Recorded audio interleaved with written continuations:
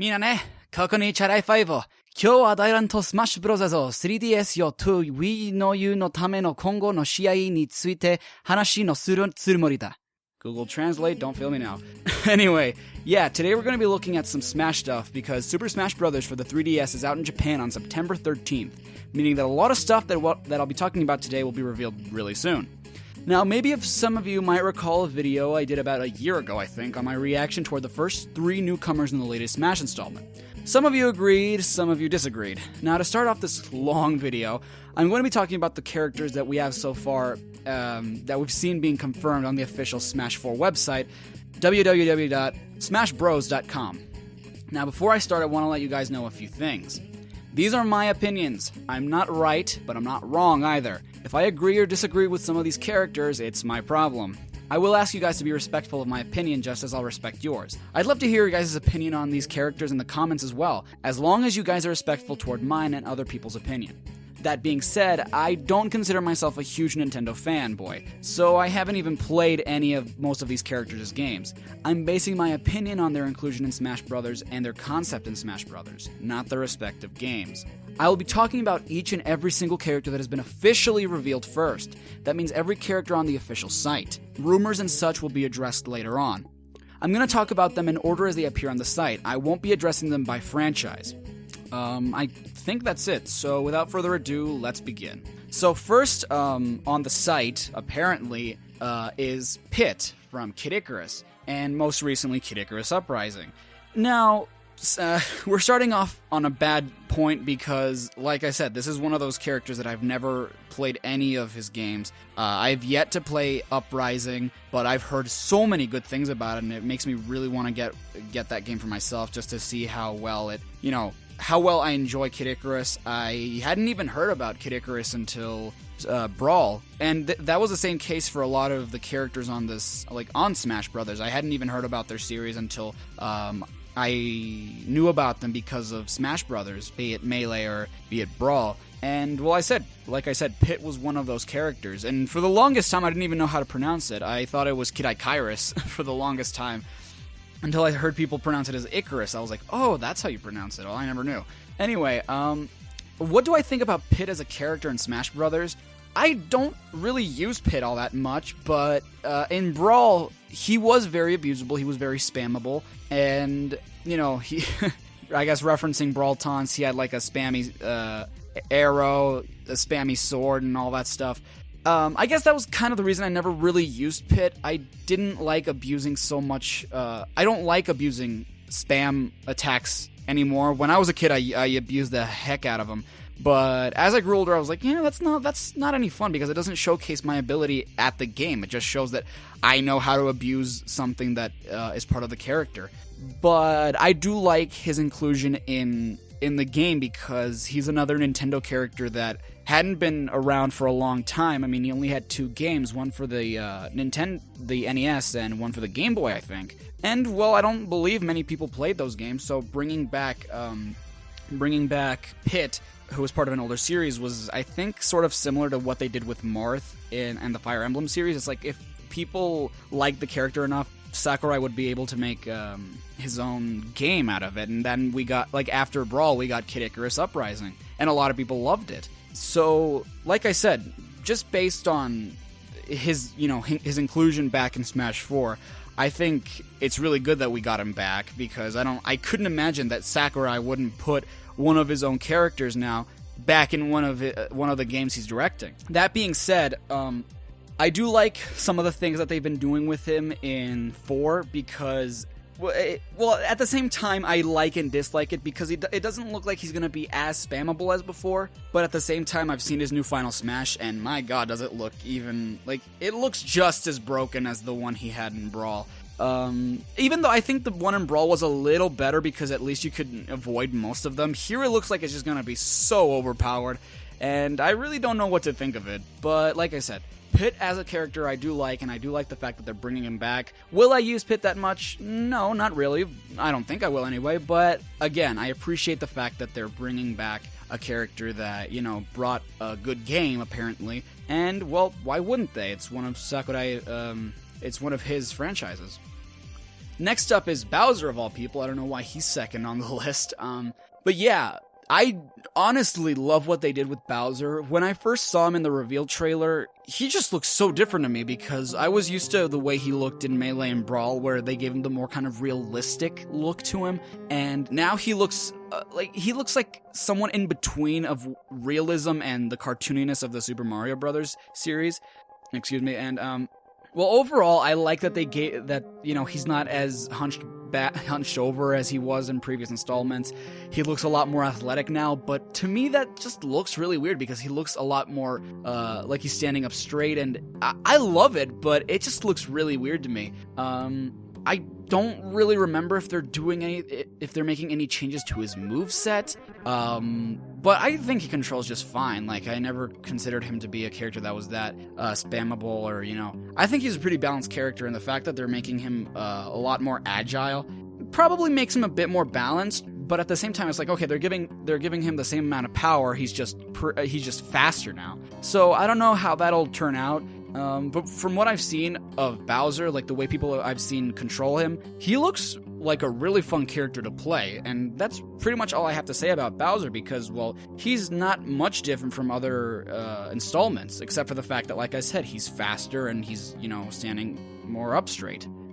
Next on the list we have Pikachu. Now, here's something I'm going to say, and I'll explain why I think this later, but Pikachu is the only Pokemon so far that I agree with. The only reason I agree with Pikachu is because I do like Pikachu, I do like Raichu better, but, well, Pikachu's the mascot of the Pokemon franchise, so that's totally fine. Another thing I really like about Pichu and about the fourth Smash installment overall is the style that they're approaching with the characters. In Melee and Brawl, they really took a more realistic approach to their characters, especially in Brawl. And there were textures. I'll get more into it with Mario, but there were textures that at first I fell in love with, but as time went on, they didn't really age well. I just thought they looked so odd. And I just love the shading on Pikachu. It looks just so beautiful because it has its own style, and I think it shares a very similar style with the Kirby characters. But I just love how Pikachu looks in this. He looks very smooth, very cartoony. And yeah, very slim, and he just looks really cute. And from what I can tell, they haven't changed Pikachu all that much either. I don't recall what changes they made to Pikachu exactly, but Pikachu was always one of the characters I really loved to use back in Melee. But as time went on, I enjoyed using other characters, so my love for Pikachu kind of, declined a little bit, but I am definitely glad that Pikachu is back in Smash because obviously one of the 12 original veterans, and, well, you can't have a Smash. It's one of those cases where it's like you can't have a Smash game without the mascot of the Pokemon franchise. I don't know if his final Smash, the Volt Tackle, is going to control any differently. I don't know. I don't know if it'll be easier to control or if it'll be more powerful. I don't know. But I kind of hope that they do make it easier to control because it was really annoying that you would try to hit someone and this Volt Tackle would just go on in circles forever and ever, and I just hope that they make it a little bit more controllable, because I do know that it is quite powerful. Just make it a little bit more controllable. I'm hoping for that. Next up is someone that's actually getting a Wii U game, I think. We didn't see anything about it, but I did hear that they were going to announce something sometime soon. Fox McCloud from Star Fox. Now, of course, again, it's like you can't have a Smash game without this guy. And I like that he's he's wearing the clothes that he wore in Brawl, even though I've always thought that those clothes were weird because I got so used to Melee. So when I saw his outfit in Brawl, it was kind of odd for me. And sadly, again, one of the characters that I've never actually played a game of. The only game I've ever played is one that was actually given to me for the GameCube, Star Fox Adventures, and I actually have Star Fox Assault, but I haven't played it yet. I don't know why. I played it once, but that was a long time ago. Anyway, but yeah, I've never played the original on the Super Nintendo or Star Fox 64, and I've heard, again, good things about Star Fox 64 3DS, and I do want to get that just to see how, what I've been missing out on, because I know that when it comes to a lot of these franchises, I've been missing out on a lot. But anyway, Fox is a character that I never really fell in love with until recently. because I didn't use Fox or Falco, or Wolf for that matter, all that much during my Melee or my Brawl, the time that I spent countless hours on those games. I didn't use those characters much. I did like using them from time to time, but they were never really characters I'd go to right away. But now, for example, I just love how they control. I just love, everything about them. And apparently, again, Fox isn't really going to change all that much from what I can tell. Like, his moveset appears to be very similar to other incarnations. And I don't know. Is the Landmaster still his final smash? I think so. Anyway, I love the idea of the Landmaster for Fox's final smash. And I do hope that it comes back. But yeah, like, only for Fox because, well, we'll get into that later because Falco and Wolf have yet to be announced, but again, like I said, we'll get into that later. Next up is, oh my god, the pink puff that we all know and love, Kirby. Kirby, again, was one of those characters that I never really used back in Melee, but as soon as Brawl came out, I don't know, there was something about him that I just fell in love with, and I'm glad to say that I have played his games because they're very, very fun, especially when it's, you're playing with other people. They become a lot more fun than playing by yourself. That's something I really love about the Kirby series. I've only ever beaten one of his games, though, which was Return to Dreamland, which was incredibly fun. I don't recall what their names were, but I've played other Kirby games as well, and I've had a blast playing those games. I remember it quite well. And again, it was because I usually never play a Kirby game by myself. I'm always playing it with a friend. And, when it comes to Smash Brothers, there will never be, as long as Smash lives, there will never be a game where Kirby isn't in it because it's freaking Masahiro Sakurai. Like, he's not gonna drop Kirby for anything in the world, and I'm really glad because Kirby is really fun to use because you can I'm not one to suck up most of my enemies because I like playing with really skilled people, and even then, like, just people in general, and usually I can't suck up anyone, but that doesn't mean that I can't have fun with just vanilla Kirby, because vanilla Kirby is really, really fun to use, even when you don't have that power-up from another character. But I love the fact that you can suck up, like, the other Nintendo characters, or whatever characters, and you can get their ability and all that. I think it's immensely fun, and he's just a really great fighter. I always like using the green Kirby. Green is my favorite color, after all. And actually, there's another reason why I love using green Kirby, but I won't get into that because that's a personal thing. But yeah, Kirby is just one of those characters that I just love seeing because, I don't know, he always just looks so happy and just, oh, it's so cute. And I just love Kirby in Smash Brothers. He has a very unique moveset. I don't know if, well, no, yeah, probably his moveset comes from other installments, like other Kirby games. But his moves are so unique and they're so fun to use, and they're quite balanced. They're not too powerful, they're not too weak, and I just like how every power is like that from Kirby. Metroid, is that you? No, it's Samus. Again, this was a character that I didn't even know about until Melee. I never really got a chance to play 64. I've yet to actually play it as it was meant to be played. I never owned a Nintendo 64 as a kid, and I was one of those kids that thought Samus was a guy and that that Samus's name was Metroid, even though the announcer clearly said Samus every time I picked her, and I fell in love with her as well. Like, she's just a character I really love using because of her projectiles and all that stuff, because of how agile she is. One of the original 12, again. You can't have a Smash game without her. She's really, really fun to use. One of my favorites, I wouldn't say, but again, like, if we're talking about characters that only use projectiles, I'll probably immediately go to Samus.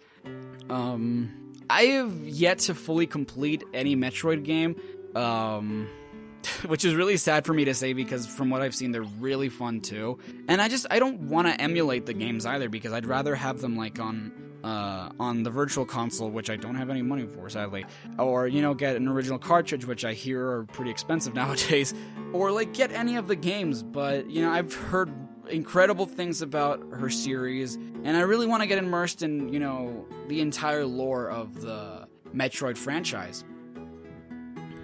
The hero of time, Link. I love the style that they're taking with Link, the realistic style that they're taking with him, which we first saw in Brawl, and I love that they're retaining that style for 4.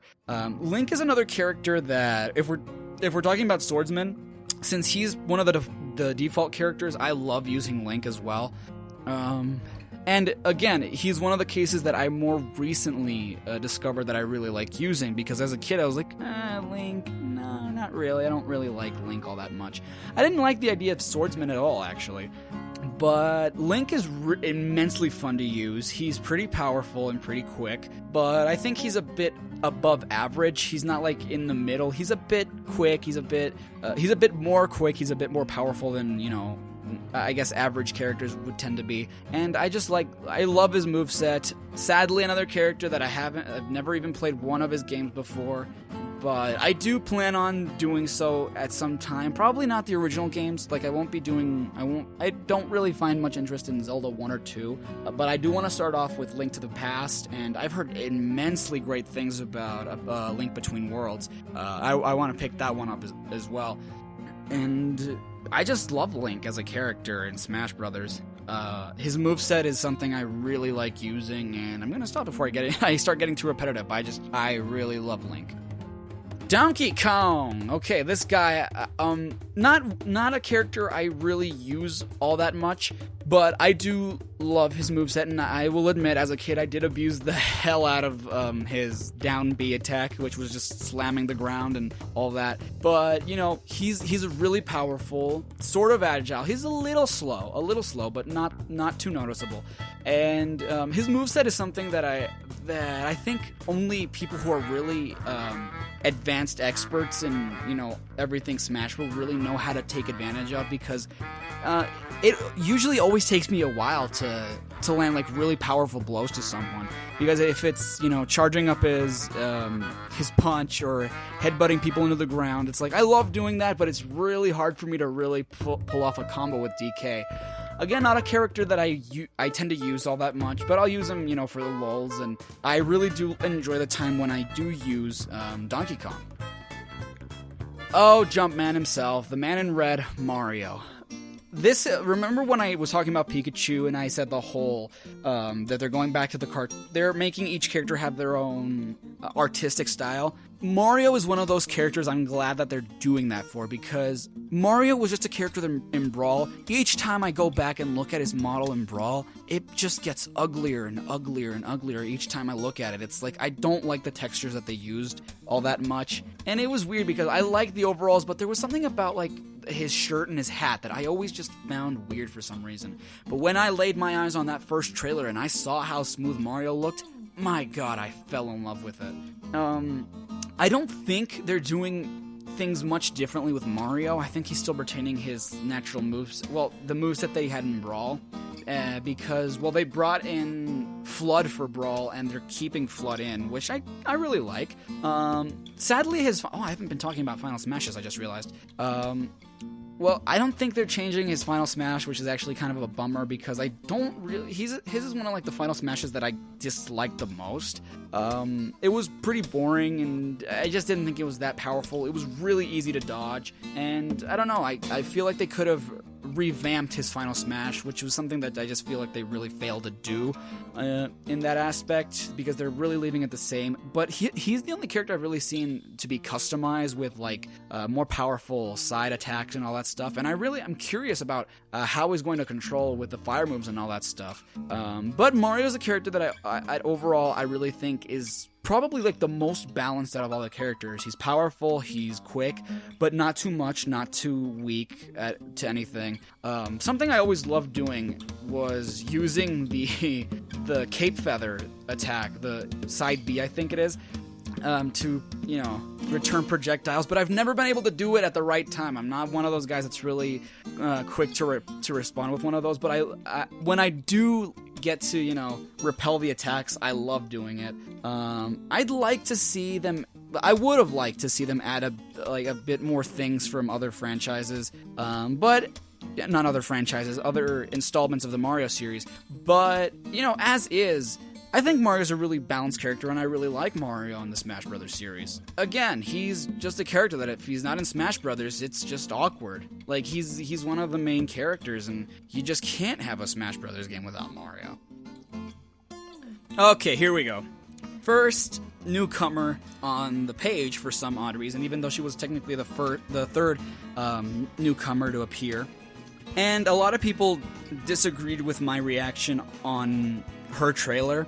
I think you know who I'm talking about, the Wii Fit Trainer. Now, the thing about the Wii Fit Trainer is I still don't think it's a good idea. Now, hear me out. I'm completely fine with the concept that she's gonna be in the game, but I think it was so sudden because it's like, okay, wait, Nintendo has so many other franchises, and they choose to pick the Wii Fit series. Why? That was sort of my thing, because it's like, why would you choose a character that basically does nothing? It's like if you chose, I don't know, Professor Oak from the Pokemon games as a character. It's like, when you think about it, it sounds cool, but when you're serious about it, it's just silly. And, you know, I do like the fact that they're putting in both the female Wii Fit Trainer and the male Wii Fit Trainer, but they're putting a bit more emphasis on the female one for some strange reason. Her attacks seem to be pretty cool. They seem to be pretty funny. I know that she's probably a joke character, but it really does look like she can do some massive damage because of how acrobatic she is, how quick she is, and all that stuff. And I like it's funny because I like the concept of her moves. I just don't like the concept of the character, if that makes any sense. Because, like, I like how acrobatic she is. I like the attack she can do, albeit they're very ridiculous. I just couldn't believe my eyes when I saw her final smash. I'm like, what the hell is that? And, like, I don't know. A lot of people disagree with me on this decision, but it's just one of those characters that just doesn't sit well with me because, well, she was one of the first... Not only because of the fact that she was one of the first characters, or the first newcomers announced, but because of the concept of, like, oh, the Wii Fit Trainer, you know, the girl that was calling you obese and stuff, and telling you how to do certain things on the pad. It's like, okay, why? Why is she a thing? I don't know. But I'm not saying I'm not going to play as her. I will. And, you know, I bet I'm going to have a lot of fun with her. But, again, it's like, I'm a bit more on the she shouldn't have been included side more than the biased side. But we have her, and that, like, I can't really complain because a lot of people really seem to like her. And, well, you know, it's not like I'm going to make a huge fit out of this. We'll get into that later. But, you know, I bet I'm going to have a lot of fun with her, even though I'm bitching about it right now. But, you know, whatever. I thought it was something really ridiculous because I thought when I saw the trailer, I expected it to just be like a stage or something, or like an assist trophy, or I don't know, something. And then when I saw that she was a character, I was just like, oh, come on, you're not serious with this, are you? And, you know, the memes started to come in and all that stuff, and I don't know. But yeah, that's pretty much how I feel about the Wii Fit Trainer. A little biased, but I'm more on the side that she kind of should not have been a thing. Or like, she should have been a thing, but not as a character. Here is my all-time favorite newcomer. I almost completely squealed when I first saw the reveal of this character, because I just couldn't believe it. When I first heard, I was like, oh no. And when I laid my eyes on that trailer, oh my god, I was so ecstatic and I was so happy to see the Blue Bomber himself, Mega Man. Now, bear in mind, when Mega Man was revealed, I had never in my life played a Mega Man game. Never in my life. I was very familiar with the character, I was very familiar with the concept of the series, I was familiar with the lore of the series, I was familiar with a lot of stuff about Mega Man, but I had never played a game. And it was Mega Man that convinced that, like, his inclusion was like, okay, how can I like a character that I know nothing about? So I started playing the Classic Collection, the Classic Anniversary Collection, and the X series recently. I've only ever beaten Mega Man 1 and Mega Man X because I've yet to find the time to play the other installments, like Mega Man 2, which is everyone's favorite, and what he appears to be based off of. And I really want to beat those, like the rest of the franchise. Mostly because I want to know what I've been missing out on. So I gave the games a try, and I absolutely love them. They're pretty challenging. I love them. I love the concept of Mega Man as a whole. Something I do find weird, though, that I notice in every single trailer I've seen of Mega Man so far, is that they give him no expressions. I mean, I know that in the old NES days, he didn't have any expressions, but I don't know, it's just odd to me. Like, just to see him have that poker face all the time. It's weird. I love the way he looks like he plays and all that. It's just pretty weird to me, and I do like the fact that he's using the Robot Master's powers for his moveset. I absolutely love it. When I saw the reveal stage, which was Wily Castle and the Yellow Devil, which was a pain in the ass in Mega Man 1, by the way, I was so excited because I was like, oh my god, boss characters are coming back. And then I was disappointed when I found out in the Smash Direct that the Yellow Devil was just a stage hazard and not a boss. I mean, he would have been such a cool concept for a boss, like, and not just a stage hazard. Like, I don't know.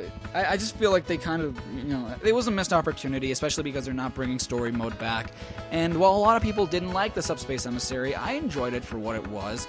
But I would have liked to see something better, kind of like Adventure Mode and Melee, like kind of like a combination between the two, where it actually has a story, but it's more focused on the characters that are in the game. And I just think that Wily Fortress is just an amazing idea or a decision for the level, because there's not really any other Mega Man stage that you can really consider a Mega Man stage, because every other stage is a Robot Master stage. And Wily Fortress, or Wily Castle, I think is just the perfect representation of Mega Man for a stage. I know that he's going to be one of the characters I'm going to be using the most. I just love the fact that they included Mega Man because, well, a lot of people wanted him. He was the most requested character for Brawl, and he didn't make the cut. So I am extremely happy that Mega Man is in Smash 4.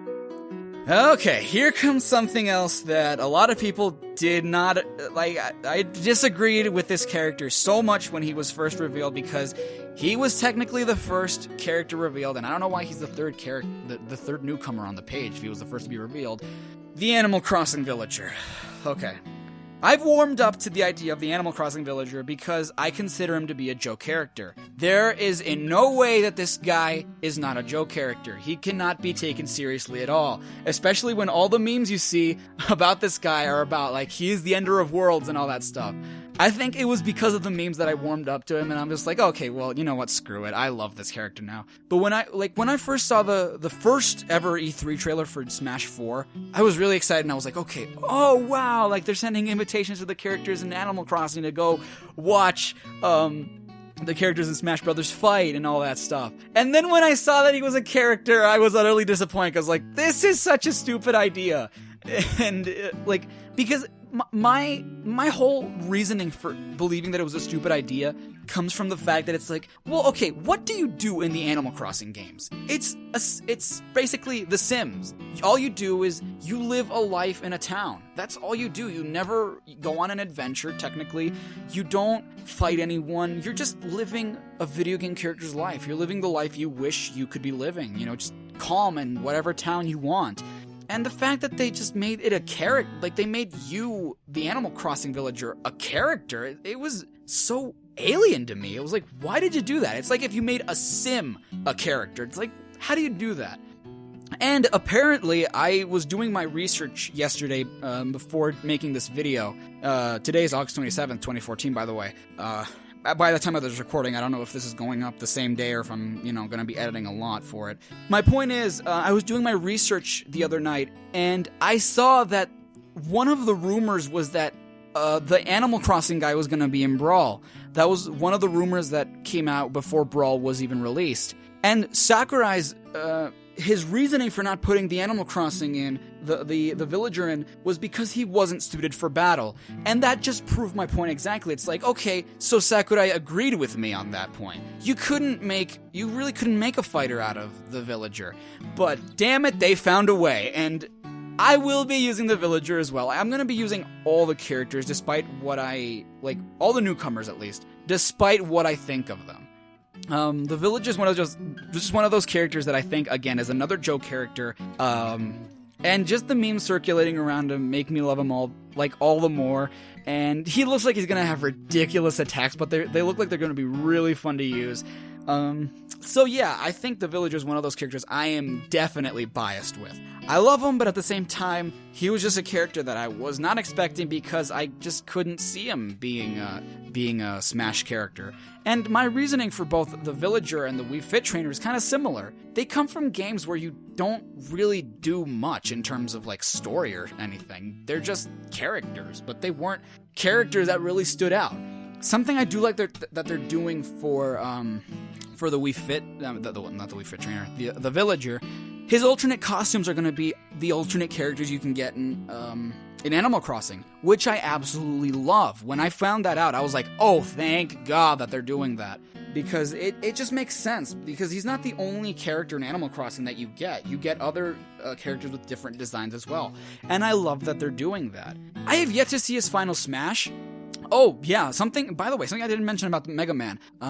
Mega Man's Final Smash is weird, but I love it because they're presenting other incarnations of other Mega Mans, like Legends, X.exe, or something like that. I haven't played anything other than Classic and X. I thought it was freaking amazing, but at the same time it was weird because I was like, I don't know. I like it. It kind of reminds me of the triple finish from Brawl. But, I don't know, that wouldn't have been the first thing that came in my mind. Anyway, on the subject of Final Smashes, I have yet to see the Villagers, but I think it involves something like, I've heard what it is, I just haven't seen it, and I can't wait to use that because I want to see how ridiculously funny it is. But yeah, I'm just looking at this picture and it's like those goddamn eyes. But yeah, that's my opinion on the Villager. Olimar and Pikmin. Okay, this was Olimar was a character I was really happy to see in Brawl. I never completed Pikmin because when I got it I was really young and I never I traded it in, a mistake that I like. Now I really regret doing that, and I'm trying to get the entire Pikmin series.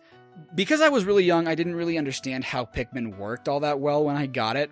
But I did think it was pretty fun, and I was really glad to see Pikmin and Olimar make it into Brawl, and back into Smash 4. And he was one of the characters that almost immediately got noticed because he was going to be, like, it was the little things about him that got changed, but they made, like, a really big difference. I think now he's only going to have, like, 3 Pikmin following him at a time, I believe. I'm not sure if that's true. And he's going to pluck the Pikmin in a specific order. I think it's red, yellow, blue. And I don't know how I feel about that, because it's like, well, they're not including the Pikmin from Pikmin 3, and they're taking out the Pikmin from Pikmin 2, which I kind of thought was odd, because it's like, well, Olimar was in Pikmin 2, why not bring back the purple and the yellow, the purple and the white Pikmin? I don't know what the reasoning for that is, but, you know, it's one of those things where I kind of don't like it, but at the same time, I'm like, well, you know, it doesn't affect it all that much, because you can really strategize with that a lot, but I don't know. Olimar was never a character I used all that much, but when I did use him, I did pretty well. I liked his moveset, although I fought more with him than with the Pikmin, so that was kind of odd. But even though I didn't fight with the Pikmin all that much, I always liked having a full team with me, just cuz. His final Smash, I think, got buffed a little bit. I'm not entirely sure about that, but it's basically the same final Smash, which was End of Days, where he just gets into the dolphin and, you know, smashes everyone to the ground after he's done. And I like that final Smash. And I do think it got a little buffed. I don't know for certain, though. I don't know how much powerful or if they nerfed it. I don't know. But I think it was buffed. But yeah, I'm glad to see Olimar back. I'm glad to see the Pikmin back. But I kind of wish that they had brought in the rest of the Pikmin too, not just the classic red, blue, and yellow. Oh yeah, Luigi time! Yay, Luigi! I was pretty happy when they announced Luigi because when they announced him, I think it was still the year of Luigi. And well, yeah, I don't have much to say about Luigi. I do like using him better than Mario because I do like Luigi as a character better than Mario. One of my favorite games is actually Luigi's Mansion, and I've yet to play Dark Moon, and I really want Dark Moon. But yeah, when I saw it, I was like, oh my god, it's pretty expensive, and I have other priorities, and but I really want to play Dark Moon because Luigi's Mansion is really one of my favorite games. I'm glad that they changed his final Smash, and I have reasoning for that. I guess it's kind of a long explanation to it, but I think a lot of people didn't really understand what his final smash was in Brawl, and it was actually kind of sad and depressing when you really think about it, because it was about releasing his negative energy for being Mario's second banana and all that stuff. Like, the first time I saw it, I was like, what the heck is that? Like, why is he dancing? Why is everything in negative colors? And what's that song? And I didn't understand until I did some research on it, and I was like, oh, wow, well, that's kind of sad, actually. And they changed his final... He was one of the characters that got his final smash changed, which I think they should have done in Brawl in the first place. I mean, I do like his final smash in Brawl, don't get me wrong, but something I do think that they should have done in Brawl in the first place was give him his Poltergust. And they're finally giving him his Poltergust for Smash 4, and it's his final smash. But I do think that they should have done what they did with Mario for Brawl, which was give him Flood. They should have just given Luigi the Poltergust as part of his natural moveset, not just as a final smash. But, you know, it was either... I'm glad that he has the Poltergust rather than not having it at all. But, you know, whatever. His final smash appears to be pretty funny. I think it's similar to like Kirby's final smash in Brawl, which was like you suck all the characters and then you shoot them out with damage done. I think that's what it is. I haven't fully seen it all that well in Smash 4. But if that's what it is, then I'm really glad that that's what they're doing. Oh, Peachime. Yes, Princess Peach is also back, and I'm really glad because she's actually a pretty fun character to use. I don't use her all that much, but when I do use her, I love, like, just floating around the stage. I'm like, I'm not even doing anything. I'm just like, oh, hello, I can fly. Oh, here's a vegetable. And it's really funny. I just like spamming vegetables at everyone. And her moveset is actually pretty funny because the golf club, the frying pan, the tennis racket and all that stuff. I just think she's a really fun character. From what I can tell, because I played as her in Melee a few days ago, and she was actually kind of weak. She's kind of fast, but she's a little weak, and I think everyone in Smash 4 is getting a little buffed. I kind of want to see how Peach controls in Smash 4. I don't know how much more power she's getting, or like if she's becoming faster or more powerful or what. I haven't heard of her. She's one of the characters that, in terms of Final Smash, I haven't heard. I don't know if they're retaining her Final Smash from Brawl, or if they're making it something different. But I kind of didn't really like her Final Smash in Brawl. It was kind of boring. I felt like she could have done more with it. And even though a lot of people didn't really like it, I think they should probably give her some stuff from Super Princess Peach, like giving her the PMS powers and all that stuff. I think it would be pretty funny in addition to her character, but you know, only time will tell. Oh my god, okay, here we go. This is the one character that I think is really going to start a real crap storm within the community for me saying this, because this is so far the only real character I really disagree with. Okay, and this goes the same for Brawl too. During the first E3 trailer for Smash 4, I noticed on the 3DS, I think it was the 3DS version, yeah, I'm pretty sure it was, I saw the Spirit Track stage, and I saw Toon Link as the conductor of the train. I was really happy because I was like, oh my god, good, they made Toon Link a background character, that means he's not going to be in Smash Brothers anymore. And then they announce him. I'm like, whoa, no, you can't do that. You cannot do that. That's not fair. You can't make him a background character and a playable character at the same time. Well, I found out yesterday that if you select him and you play on the Spirit Track stage, someone else will take his place. And I was really hoping that that's not what they did. Now, hear my reasoning for this. A lot of people argue that Link and Toon Link are different enough to have their own character slots. To me, that's just not true. Just because they make him smaller and they make his attacks weaker or stronger, that doesn't make them different enough to be considered separate characters. I know that they're two different Links, they're not the same Link, but it's just something that the community always complains about, and for me, it was never a problem until Smash 4, I think. it was never a problem, but I don't like clones, and, like, he's just visually different, and I like, people say that, oh, well, his animations are different, oh, but he does, like, more or less damage than Link. It's like, that's just not enough for me. I just don't feel like they should have brought Toon Link back. I do sincerely believe that they should have just kept him as a background character. And when I saw that he was announced as a playable character, I was pretty disappointed because I didn't really want to see him come back. I know that they had Wind Waker HD and all that stuff, but again, I just don't feel like they should have brought him back. I think one Link is enough. And there are a lot. Like I said, I've never played any of the Zelda games, but there are many more The Legend of Zelda characters to choose from, and you choose another Link. It's like if you had the Link from, I don't know, A Link to the Past, the Link from Skyward Sword, the Link from Majora's Mask, Toon Link. It's like, yes, they are all different Links, but they're basically the same character. I don't see any of them having, like, different movesets. So, this is just the one character I really complain about a lot, because it's like, I just don't think he deserved a spot on the roster, because we already have Link. We already have a Link. We don't need different Links from different timelines. Oh, I forgot to mention Young Link, too. But yeah, it's like, I just don't see why they brought him back. It was just, I think it was a poor choice to bring him back. But a lot of people seem to love him, and whatever. I really don't like the concept of Toon Link as another character in Smash Brothers. They should have just left him as the conductor of the train from Spirit Tracks, the Spirit Track stage, and just leave it at that. There was no reason to bring him back, in my honest opinion. Sonic the Hedgehog! Okay, good.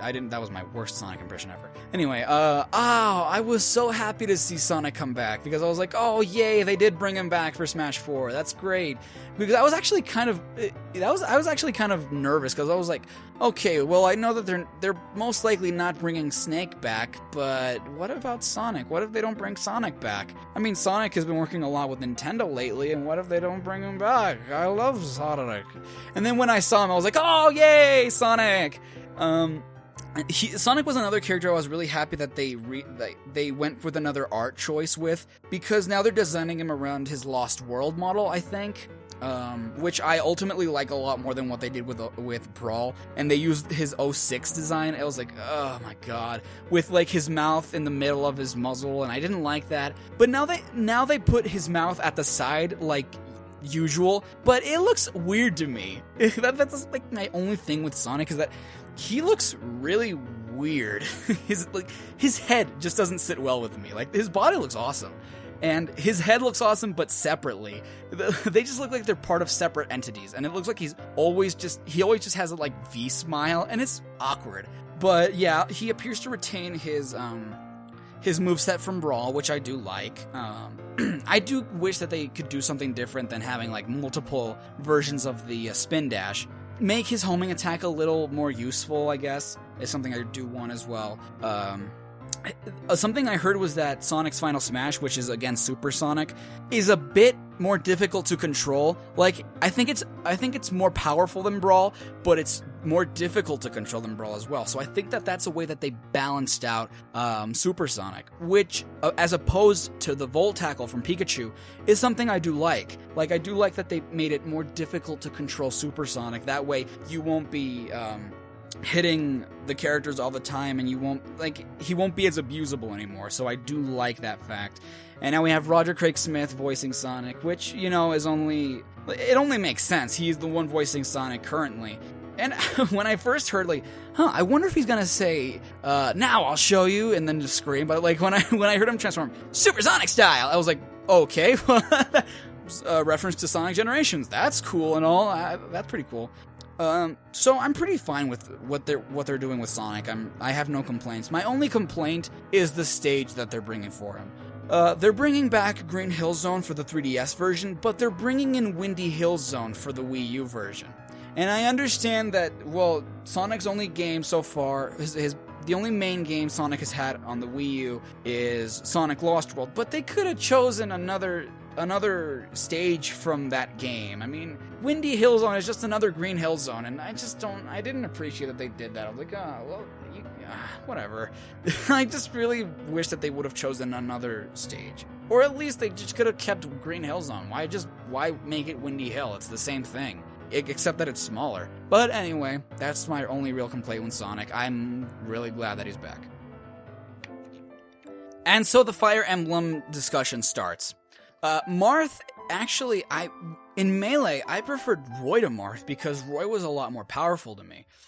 But, until recently, I started using Marth, and I actually love him more than both Roy and Ike. I really love Marth, and I really have yet to play a Fire Emblem series game, but Marth was the sole reason that we got Fire Emblem in the first place.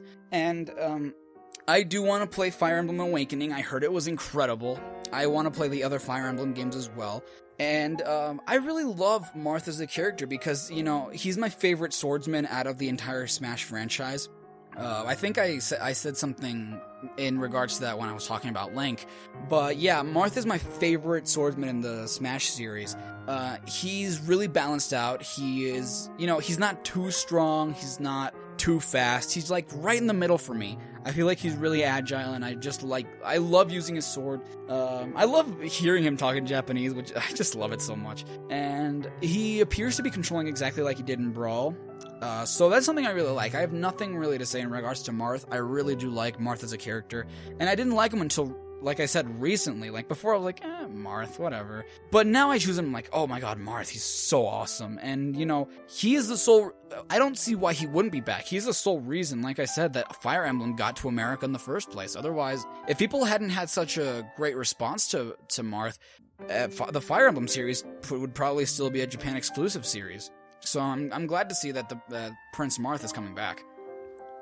Oh, Rosalina and Luma, I'm so glad that they were added. This was another character I was really excited when I saw the trailer. The trailer was freaking beautiful, and it made me laugh with its charm, with how, like, Kirby and the Luma were dancing and all that stuff. I thought it was so cute. The whole Rainbow Road thing and the space theme and all that stuff.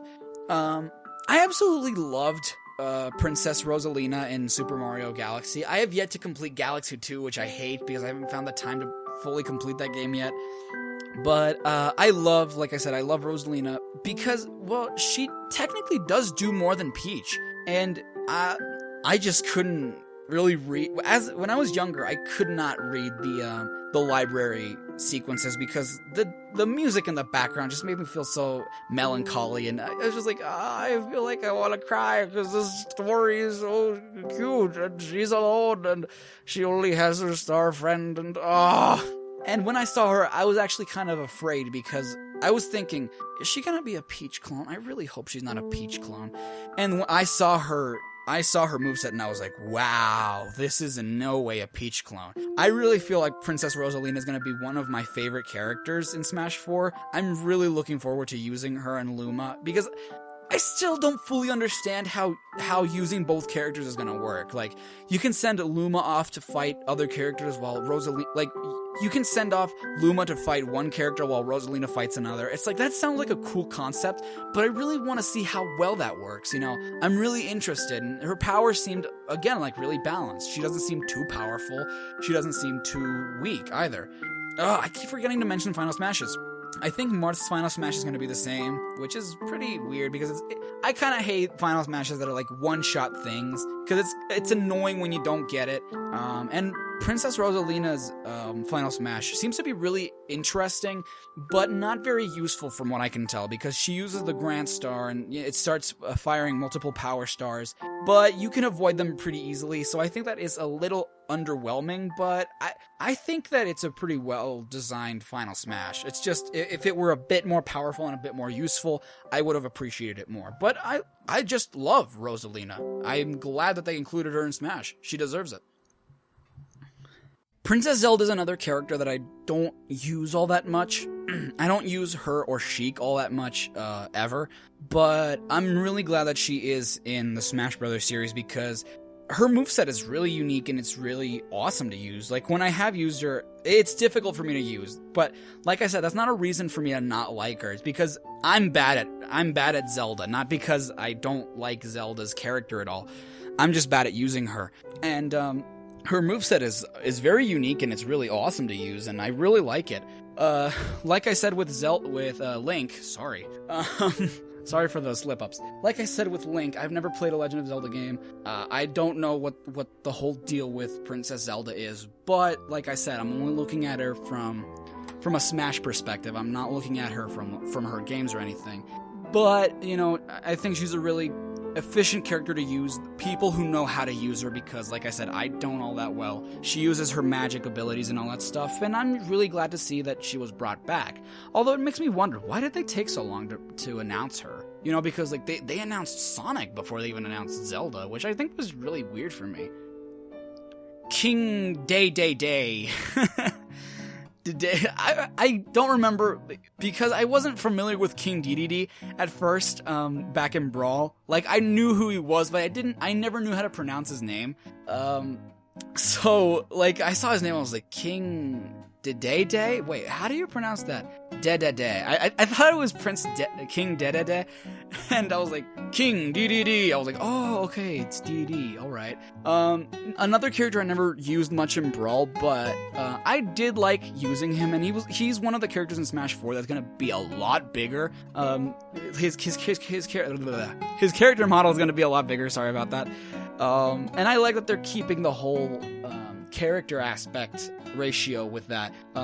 There was actually a photo where they're comparing the sizes of King Dedede, Donkey Kong and Bowser to Mario and Brawl, and they look like they're almost the same size. And then there's another photo of comparing them, but now in Smash 4, and they look extremely different. They look much bigger than Mario now, and I like that.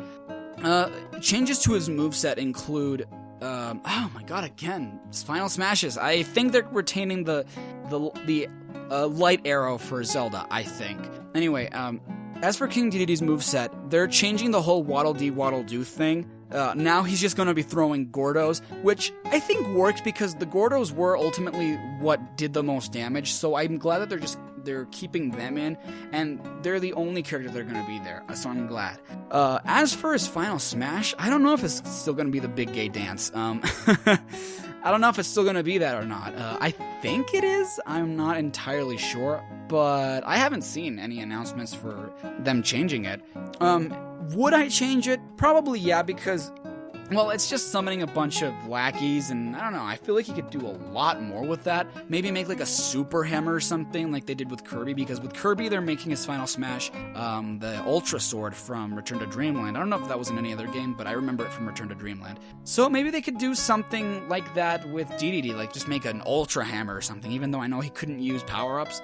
But I don't know, I don't think that the Big Gay Dance was a really good final smash, but if they're not changing it, I have no problem with it, I guess. He's pretty fun to use. I just love how jolly he looks all the time. Like, I love how he can go like from angry to like really happy to sad and all that stuff. And he was one of the characters I absolutely loved in the Subspace Emissary, because it's like, okay, this dude is like an anti-hero, because he's a dick, he's a villain, but he still cares about like Kirby and all that stuff, and I absolutely just love that about his character in the Subspace Emissary and Brawl. Lucario. Okay, here's where we're getting into the whole Pokemon thing. And remember how I said that Pikachu was so far the only Pokemon announced that I was okay with? When they announced Lucario, I was confused, because, quite frankly, it made sense when they announced Lucario in Brawl, because, okay, well, Diamond and Pearl, Gen 4, well, Diamond, Pearl, and Platinum were relatively new. Smash Bros. Brawl came out 1 year after the release of Gen 4. And, well, Lucario was all the rage because of Lucario and the Mystery of Mew and all that stuff, and because everyone thought Lucario was a legendary, and he wasn't, and all that stuff. Anyway, so I can see why they put Lucario in. And a lot of people were like, oh, why did you put Lucario in and you took Mewtwo out and all that stuff? Well, to be quite honest, Lucario kind of made me not miss Mewtwo, because, well, they did similar things in the end. Like, they did the whole Kamehameha thing, and the meme's actually funnier because he was actually voiced by one of Goku's voice actors. So it made the whole Kamehameha thing just even funnier. But yeah, like, I liked Lucario as a character, I did like his Final Smash, but it doesn't make sense that you would bring him back now. The reason being is because, well, by now we already have Gen 6, and while Lucario does play a major, well, a pseudo-major role in Pokemon X and Y, I still don't think that was enough to bring him back for Smash Brothers. It's like, okay, well, you were good while you lasted, but, you know, let's give you the Mewtwo treatment and bring someone else relevant to Generation 6 back. And I know why they didn't do that, because we did get a Pokemon from X and Y, but we'll be getting into that later. So yeah, like, I would have dropped Lucario for another character. And like I said, I liked Lucario in Brawl, but now it's kind of repetitive. It's like, okay, why are we getting Lucario again if he is no longer really relevant? Like I said, yeah, he had a pretty important part in Pokemon X and Y, but I just feel like they should have given another Pokemon a try. We have 718 different Pokemon to choose from, and you went for Lucario again. Okay, whatever, I guess. Now his Final Smash is no longer going to be the Aura thing, it's now going to be Mega Lucario, and I'm glad that they're doing that for Final Smashes. I'm glad that they're, like, we'll get into it later, but I'm glad that they're making Mega Evolution a thing, as part of, like, Final Smashes and all that stuff. It makes sense because it kind of reminds me of what they did with Sonic and making his, they made his Final Smash Supersonic, and now they're making certain Pokemon's Final Smash their Mega Evolution. I like that. But again, Lucario isn't the only Pokemon that has a Mega Evolution. There are other Pokemon that do as well, but, you know, you decided to bring him back for whatever reason. And I think that the reason, like I said, when I said that he had a pretty important part in X and Y, it's because he, like, was the first Pokemon to have, like, a Mega Evolution or something like that. You get a Lucario halfway through the game, and I don't know. Yeah, I do like Lucario as a Pokemon. I do like Lucario as a character in Smash. I just would not have brought him back. I would have given another Pokemon a chance. Hey, look, it's the character that everyone wanted to see as a playable character after being an assist trophy. Little Mac. Okay, Little Mac I thought was absolutely brilliant. I loved his trailer. I loved the whole style of the trailer, because I think Little Max was the first trailer that, you know, went a little away from the whole CGI aspect of it. Like, they made him in his own unique trailer, but it wasn't necessarily CGI. They made it more like a comic book sort of thing. I loved that so much. And what they did with the whole the reference to the Smash Dojo and all that stuff, I think, where they put Samus in is like, oh, we wouldn't put such a small character in, and they made him fight Samus and all that stuff. I just thought it was so fun that they would put, like, that little reference in. And here's where the whole balance thing is out of whack, because they're emphasizing Little Mac's power a lot on the whole ground aspect of him. Like, they made him a great ground fighter, but a lousy aerial fighter. I like that, but I feel like that's really unbalanced. Like, I think Little Mac is going to be one of the most unbalanced characters. It's like, okay, he fights great on the ground, but he fights really poorly in the air. That's kind of not fair when everyone else is pretty much 50-50 in that regard. His aerial recover is really dumb. Like, he cannot do an aerial recover for anything. And he has the whole KO meter thing as well, which I think is like, okay, that's interesting, but I do think that that's overpowering him just a little bit, because I think it kind of makes it unfair. It's like, okay, you have one shot at it, sure, but that one shot means an OHKO. It means a one-hit KO. It's like, that is kind of odd to me. It's fair, but it's unfair. I don't even know. I'm really biased with the whole idea. I love Little Mac as a concept for a character. I loved Punch-Out. I've never been able to play the original Punch-Out for the arcade or for the NES. The Punch-Out I started with was Super Punch-Out for the Super Nintendo, which I absolutely love. And then I moved on to Punch-Out for the Wii, which I also absolutely love. And I'm glad they're bringing Little Mac as a character. I did not like Little Mac's design in Brawl, by the way. He looked really weird to me. And I'm glad they're using his design from Punch-Out Wii. And like I said, he's kind of unbalanced. He's kind of unbalanced, but I will be using him a lot too. I promise I will be using him a lot in Smash 4. He looks like a really fun character to use. But adjusting to how how he controls, I think, is going to be pretty weird, because it's like, I have to remember, yeah, you don't do so well in the air. I have to remember that. Like, I have to stick to the ground, and that's going to be pretty awkward to get used to. But, okay, yeah, I love him. His final smash is Gigamac, and I know a lot of people are disappointed that they didn't just name him Big Mac, but, you know, they just can't do that. Legal issues, I guess. And, but I'm guessing that Gigamac is just going to be like the Giga Bowser of Little Mac, where he's bigger, takes more hits.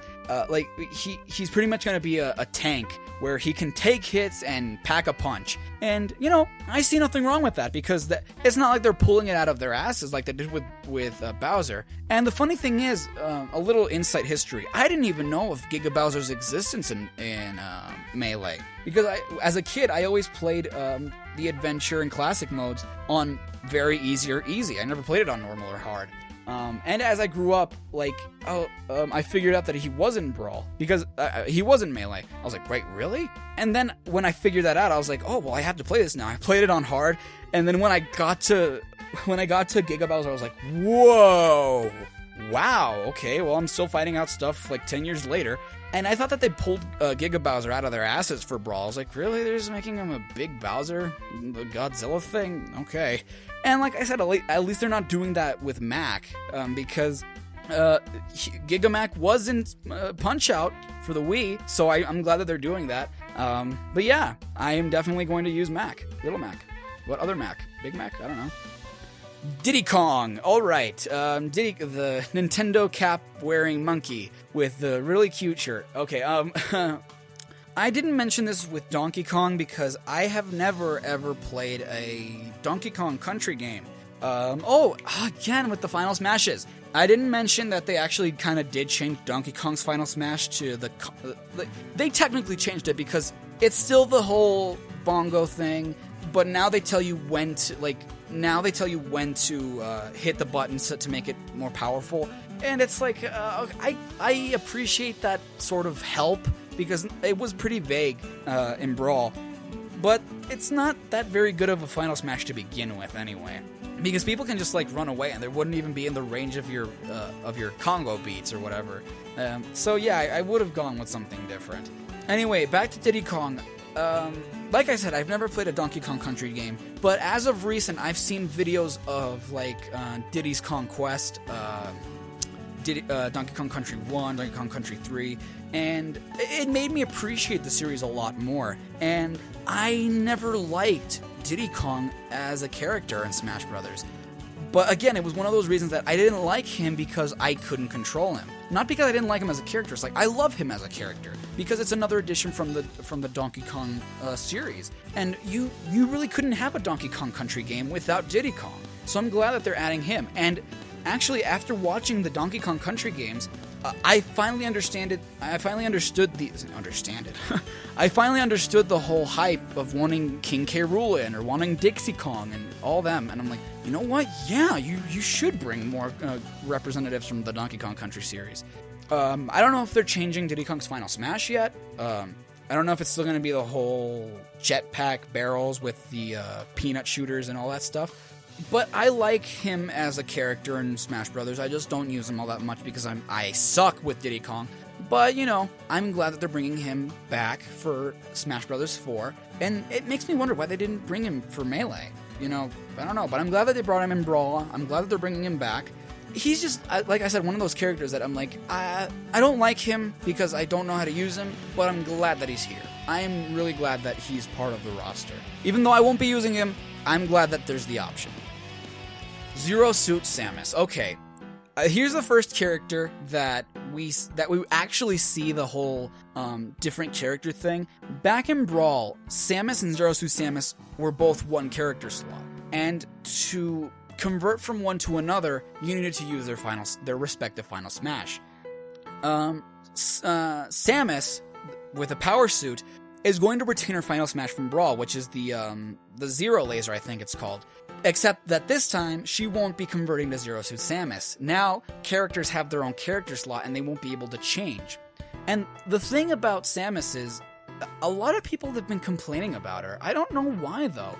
Everything about her so far, I've absolutely loved. I never used Zero Suit Samus that much in Brawl because I wasn't good with her. I was better with Power Suit Samus. But I do like that they're making her like a separate character. And this is where the whole controversy with like, oh well, they're giving her 2 different slots and you don't like the fact but they're the same character, so why are you complaining about Toon Link if they're separate links?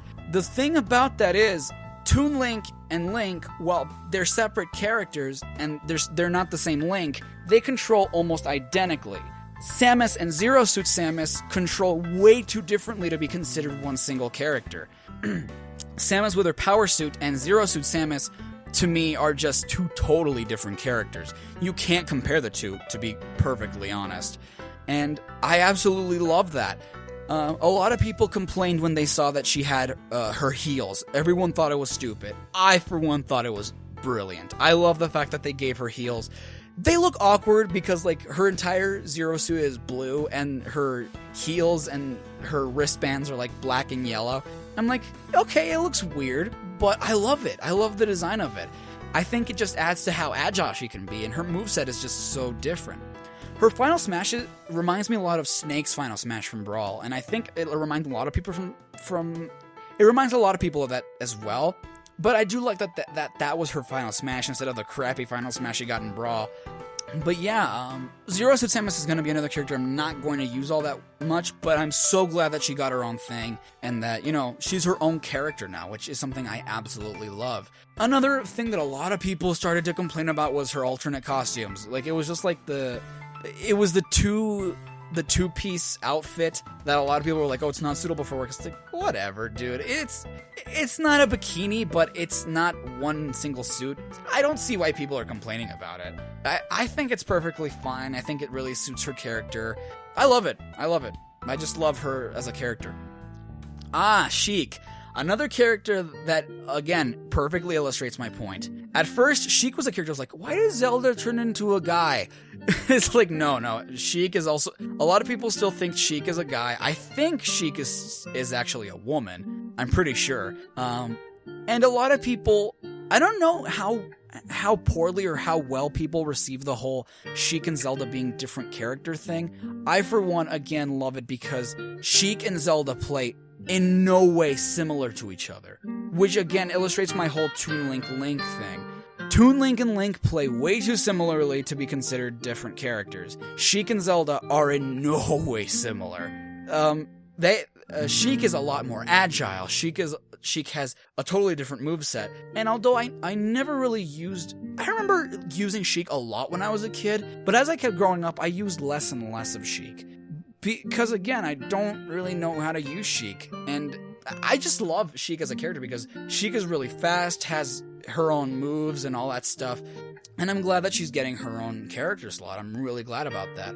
I think that Zelda and Sheik are still sharing the same Final Smash, I believe, which is the light arrow, which I kind of think is pretty boring, but, whatever. It's fine for me. Like, at least they have different movesets and they control differently, so if they have the same Final Smash, okay, whatever.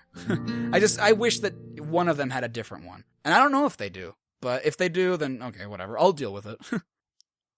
Yoshi! Why did they take it so long to announce Yoshi? I have no idea. But yeah, Yoshi is another character I use from time to time. I don't never use him, and I don't use him that often. But I do use Yoshi from time to time. I do think Yoshi's a really fun character to play as. I've never actually played, no, that's a lie, actually. I have played a Yoshi game. And I absolutely love the Yoshi games. And until recently, I found an old copy of Yoshi's Island, or otherwise known as Super Mario World 2, for the SNES. And I have to say, I'm really sad that it doesn't have the save feature, because the battery backup on my cartridge is dead, so I can't save games, and that really sucks because I can't really play it in one sitting because I don't have the time for that. But I played it and I fell in love with the game so much. I was like, this is so fun. Nothing like Super Mario World. Super Mario World is still my favorite Mario game of all time, 2D or 3D. But I can see why so many people loved Yoshi's Island. I was like, wow. I wouldn't call it Super Mario World 2 because it deserves it. Like, it's its own game. It's nothing like Super Mario World. Well, it's barely anything like it. I loved the aesthetics of it. I loved everything. But, oh my god, I'm sorry. I'm going off on a tangent. I'm not talking about his game. I'm talking about Brawl. Smash Brothers, sorry. But yeah, as a character in Smash Brothers, I do like Yoshi because he has his own moveset. He is very unique as a character. He's pretty fast. He's not that powerful, so I guess like his lack of power is, I guess, redeemed in speed. Well, he has a steed, but no, he makes up what he doesn't have in power with speed. And it's fun to like troll your friends by eating them and by swallowing them and making them eggs and all that stuff. And I don't know if they're gonna keep Yoshi's Final Smash as the winged dragon. I liked it because it wasn't that difficult to control, and you could shoot the fireballs and all that, and I thought that was pretty fun to use. So yeah, I'm really glad that they're keeping Yoshi as a character. Because why wouldn't they? He's part of his own franchise. Like he's not just associated with Mario anymore. He's associated with his own franchise, just like Donkey Kong is, and just like Wario is. But we'll get into that later. Anyway, so yeah, I'm glad. I love using Yoshi. Charizard, okay, oh god, this is gonna be tough. Charizard and Greninja, which I'll get into later, even though they're pretty much the same problem I have the same problem for both of them. Now, Charizard, yes, he's overrated, and I know I'm probably not gonna make a lot of people happy when I say this. Charizard is my all-time favorite Pokemon. He is my all-time favorite Pokemon. He is a freaking starter that is a fire dragon, and oh my god, I love him. But I love his Mega Evolution because I love that color scheme. So yeah, like, I love Charizard so dearly ever since Gen 1. Oh my god, I love him. But the thing is, he is just Charizard now. He is not of a part of like a Pokemon trainer or anything. It's just Charizard. And my problem with that is that, while my favorite Pokemon is Charizard, people do think he's overrated, and there are people who actually dislike Charizard. And what about those people who love Blastoise? What about the people who love Venusaur? Where's the love for them? Like, there are people who actually hate the Charmander line, and people who prefer the Squirtle line or prefer the Bulbasaur line. Where's the love for them? It's like that's my problem with Charizard being in Smash. And like I said, this is where I start being fair, because like I said, he's my favorite Pokemon. And I'm not going to be fanboying just because of that, because I have to be fair about the characters in Smash Brothers. While he's my favorite Pokemon, that doesn't mean that I'm glad that he's in Smash Brothers, because, we don't get Blastoise and we don't get Venusaur, and that's not fair for the people who prefer them over Charizard. And that's my thing. It's like, while I may be really happy, I know that other people aren't. And that kind of, that's just not fair for other people who enjoy, the other starters. So he's no longer going to be able to transfer to another Pokemon. I forget what his down B is going to be. And his Mega Evolution is going to be his Final Smash is going to be Mega Charizard X, which is my favorite Mega Evolution, by the way. Not the point, but yeah. I'm glad that, he's in, but I'm disappointed, to say the least. It's like, I kind of wish he wasn't in. Like, I'm glad he is, but I kind of wish he wasn't, because that's really disappointing to the other Pokemon lovers and the other people who like the other starters better. Greninja, here it is, a newcomer for Smash 4. I absolutely loved the Pokemon trailer. A lot of people thought that the shadow that was Greninja was going to be Mewtwo. And I was really surprised, because I was talking to a friend the day that they announced Greninja, and I hadn't seen the Smash Direct yet, the Nintendo Direct, sorry, because I was in Providence, Rhode Island at the time when they did the Nintendo Direct. And on that Nintendo Direct, they announced so many things, one of them being Greninja and Charizard, and I loved the trailer. I actually got Pokemon X the day after the Nintendo Direct, which was really funny. No, I don't remember if I got Pokemon X the day I watched the Direct on YouTube, or I don't remember how it was. But when my friend told me that Greninja was going to be in it, I was like, wait, huh? Greninja? Who's that? I wasn't all that familiar with Pokemon X because I didn't want to spoil anything for myself. And she told me, I was like, oh, it's a Pokemon. I was like, oh, really? Well, it's probably a Pokemon from Gen 6 because I don't know who Greninja is. And then I looked it up on Bulbapedia. I was like, oh, the final Pokemon from the Froakie line. And here goes an entire story as to the whole thing. Originally, when Pokemon X and Y were announced, I saw them on Cerebi.net. I saw the starters and I was like, oh, okay, well, this grass thing looks pretty cute. Oh my god, this fire thing is so adorable. I'm gonna pick it. I love fire adorable things, and Fennec Foxes are just so cute. And then I saw Froakie, and I'm like, okay. I think my reaction was pretty similar to a lot of other people's. It's like, okay, this thing looks really weird. I'm not gonna pick you. And then, later on, I heard that you were going to be able to choose a Kanto starter. So I was like, oh, okay, well, I'm definitely choosing Charizard as my Kanto starter. That means there's no point in me choosing Fennekin. Well, it's between Chespin and Froakie. Well, I'm probably going to get Chespin in that case because, well, Froakie's just not doing it for me. And then I found out what Greninja was. I was like, huh, that looks pretty cool, and it's water dark. Alright, so as soon as I got home and I started playing Pokemon X and Y, I chose Froakie. I went Team Froakie, and I named my Froakie Smash because in honor of Greninja being in Smash Brothers. And it was actually the second Pokemon I'd ever leveled up to level 100. Gen 6 became my all-time favorite Pokemon game, just because of how fun it is and all that. But anyway, I'm going off on a tangent, and that was just my whole story about Greninja and the whole thing. Now, Greninja it's the same principle that I have with Charizard. Well, yes, he's my favorite. He's one of my favorite starters, and one of my favorite Pokemon overall. That's still unfair to people who went Team Fennekin and Team Chespin. And I know that Sakurai, he chose Greninja before Pokemon X and Y were even finished in development. He chose Greninja to be in Smash Brothers 6 months before Pokemon X and Y were even out. But again, it's you could have chosen another Pokemon from Gen 6. Why Greninja? Why one of the starters? What about people that oh my god, I don't even remember their names. Chestnut, I think. Chestnut. Or people who Fennekin. I'm sorry, I forgot what, I know it's Fennekin, Bryson, and, I forgot. But anyway, whatever. Why not choose one of them? And why did you choose the water one? Just because of Charizard? That's not fair. You could have chosen a Pseudo Legendary from Gen 6, for all we know. And it's the whole reason why I don't think Lucario should have been in. The whole reason I don't think Charizard should have been in. I like Greninja and he looks like he's going to be really fun to play with, but it's just not fair for people who prefer other starters. Like I said, one of my favorite starters, one of my favorite Pokemon overall, but it's not fair. We have to, I have to be very serious and critical about this. I love him, it's just not fair for people who like other Pokemon.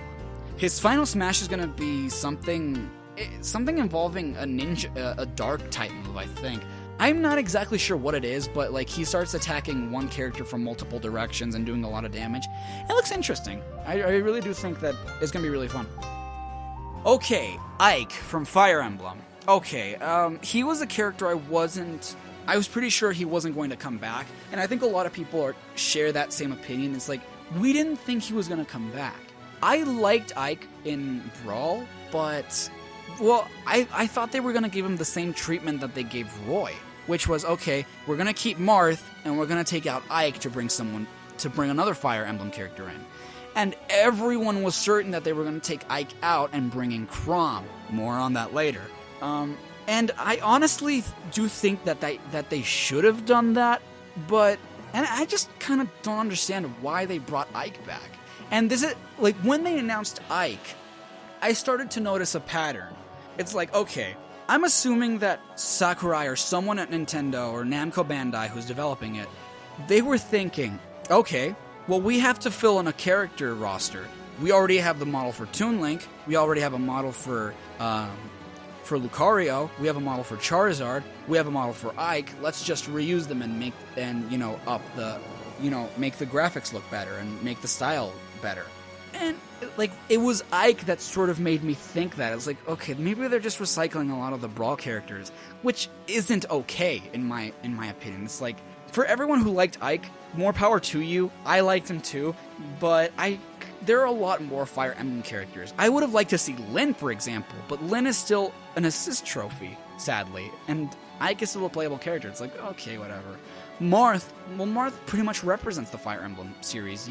At this rate, you can't really take him out. But Ike is here to stay, and I think he's like exactly the same as he was in Brawl. I'm not entirely sure on that. And I think his Final Smash is still the Great Ether, which I do like better than Marth's Final Smash, mind you. But yeah, a lot of, I don't know. I'm kind of like, they shouldn't have brought Ike back. They should have brought in another one of the many characters from the Fire Emblem series. Oh my god, here we go. Yes, in the most recent E3, they announced these little bastards. The characters everyone wanted in Brawl and that no one understood why they weren't there, the Miis. The Miis are characters I'm biased with. They are very customizable characters, and there are 3 different types of Mii Fighters you can choose from. The Shooter Mii, the Brawler Mii, I think it's called the Fighter Mii, and the Swordsman Mii. Personally, I think I'm going to choose the Swordsman Mii, but the thing is, overall, I think this was sort of a bad idea.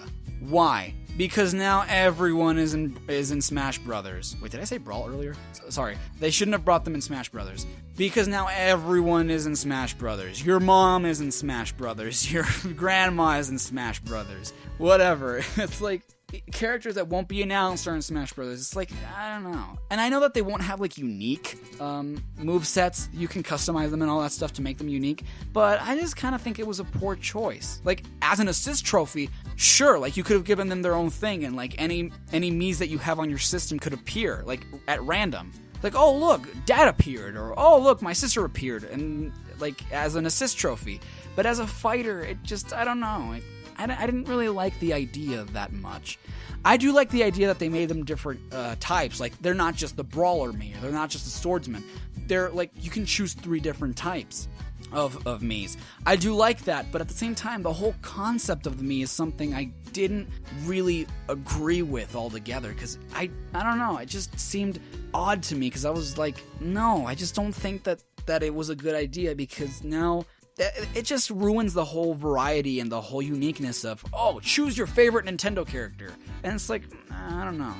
A lot of people wanted them for Brawl, and well, now you're getting them for Smash 4, but I don't know. Ultimately, I don't think it was such a good idea.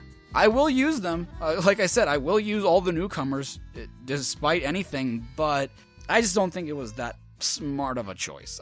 I'm more on the side that they shouldn't have included them, as opposed to they should have. If they were going to do it, they should have made it an assist trophy, in my opinion. Lady Palutena from Kid Icarus. Wait, was she in the original Kid Icarus games? I think so. Well, anyway, more people know her from Uprising. A lot of people wanted Lady Palutena from Kid Icarus, and to be honest, I was one of those people that, despite never having played Kid Icarus Uprising, I didn't want Palutena. Why? She's a goddess. Like, she is a goddess. Isn't that a little OP? And I was like, okay, you know what? Well, maybe she'll be a little balanced. And then I saw the trailer. I was like, holy crap. She looks so OP. And I believe that Palutena and the Mii characters, the Mii Fighters, were going to be the only 2 characters that were going to be customizable or something. I heard something like that. I'm not entirely sure how that works. But it's like, she can be faster than Sonic. She can be more powerful than the most powerful character in Brawl. Or, like, she just sounds and she looks so OP to me. To be honest, I kind of like the fact that she's in. And the trailer, Jesus Christ, I loved it so much when I saw it. I think I'm not the only person to say this or to think it when I saw the trailer. We need a Super Smash Bros. Anime. I loved the style of it. The voice acting in it was weird, and I kind of want to... I'm actually going to watch the Japanese version of that trailer once I'm finished with this, because I want to hear what it sounds like in Japanese as opposed to English, because it kind of sounded weird in English. And, well, we saw Lady Palutena and all that stuff, and it just looked really good. Her model looked weird, though. It looked very meh to me. It was like, I love her clothes, but her face is kind of odd. I don't know. I love her conceptually as a character. I just think she's a bit too much. I think she's a bit too powerful in that regard. She's gonna be really fast, really powerful. Jesus Christ. You know? It's like, oh my god. That's... It's... I saw her, I was like, this is ridiculous. This is not even... This is not even fair. But yeah, I'm excited to use Palutena. I don't think I'll be using her that much, but like I said, all newcomers, I will be using them because I want to test out how they play. And I really think that it was a good idea to include her, just it wasn't a good idea to make her so damn powerful. Another character I absolutely squealed, and I was so excited when they announced him, and I was, oh my god. Pac-Man. When the Smash community heard that Namco Bandai was going to be developing Smash 4, one character hit all of our heads. It's Namco. Pac-Man. There is no way that Namco is developing this and that Pac-Man's not going to be in it. And, well, the thing is, Sakurai himself said that he didn't want to go all willy-nilly with the third-party characters. So when we got Mega Man, and it's like, okay, awesome, a Capcom character. We got Sonic, it's like, oh, a Sega character. Okay, well, I guess that means that we're not getting Pac-Man. And then at E3 this year, we got I saw a video on YouTube, it was like, Pac-Man reaction. I was like, wait, what? Pac-Man? I immediately went to the Smash Brothers website, and I was like, newcomer Pac-Man. I was like, no! And then I saw it, I was so excited that he got a trailer. But the thing about Pac-Man and Sonic, actually, sadly, was that their trailers weren't that impressive, sadly. It's like, Sonic technically didn't get his own CG trailer for Brawl or for Smash 4. Like, it was just a gameplay trailer, and that kind of disappointed me. Like, Sonic is like my favorite video game character, and he didn't really get all that much love, and that kind of disappointed me. It made me a little sad, to be honest. And Pac-Man kind of got the same treatment. It's like, Pac-Man technically got a CGI trailer, but it was really, the CGI parts were extremely short. And Mega Man's was incredibly amazing. The visuals in Pac-Man's trailer Mega Man's trailer were awesome. And we got a little bit from Pac-Man, but, you know, it was like, oh, okay, it's not that much. And at the end of Pac-Man's trailer, we got a teaser for Mr. Game & Watch, which was awesome because they're from the same year. His stages are the one thing that I'm like, okay, what? I love the Pac-Man maze on 3DS, but then there's Pac-Man World on the Wii U, and I'm like, okay, why? But I love Pac-Man as a character. His final Smash looked like it's gonna be really funny and really fun too. I was ecstatic to see that they're bringing in 3 third-party characters. And I don't know if they're considering Sonic third-party anymore. I don't know. And maybe that's the reason why they're bringing Pac-Man in. Maybe they don't consider Sonic a third-party character anymore. But hey, a lot of people's dream is finally coming true. You get to see Jumpman, the Blue Bomber, the Blue Blur, and Pac-Man all duke it out in one official game. I love that so much.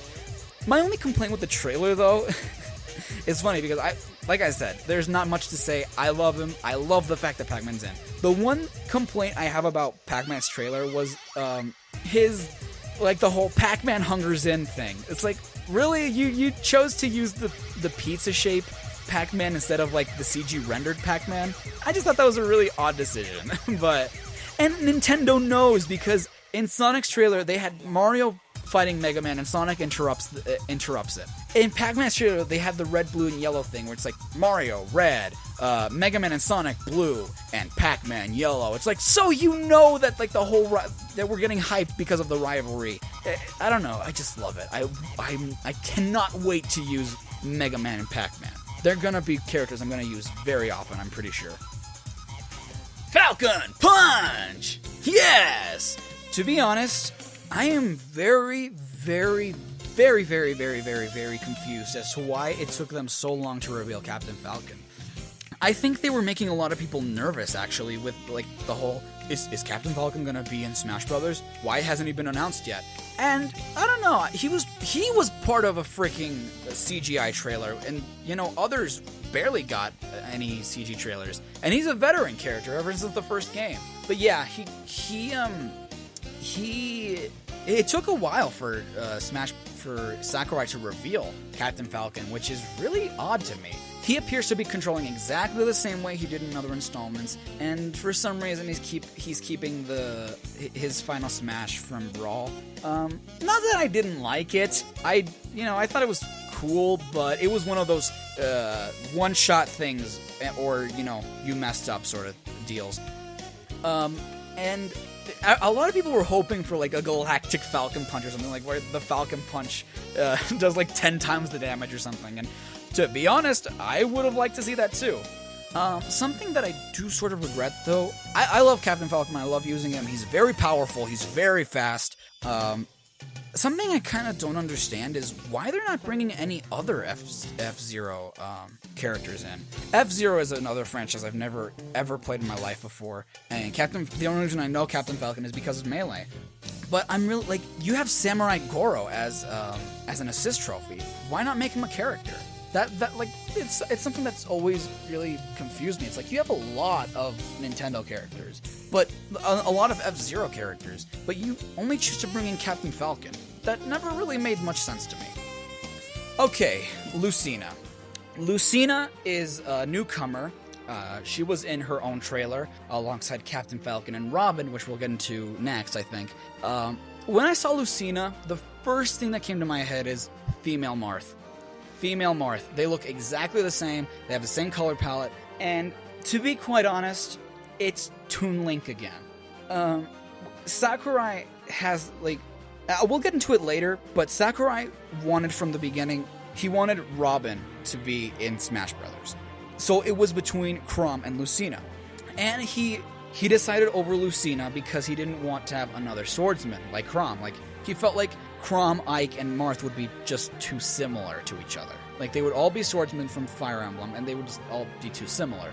And Lucina appears to be just a clone of Marth, except with different attributes like different physics, different speed, different power, all that stuff.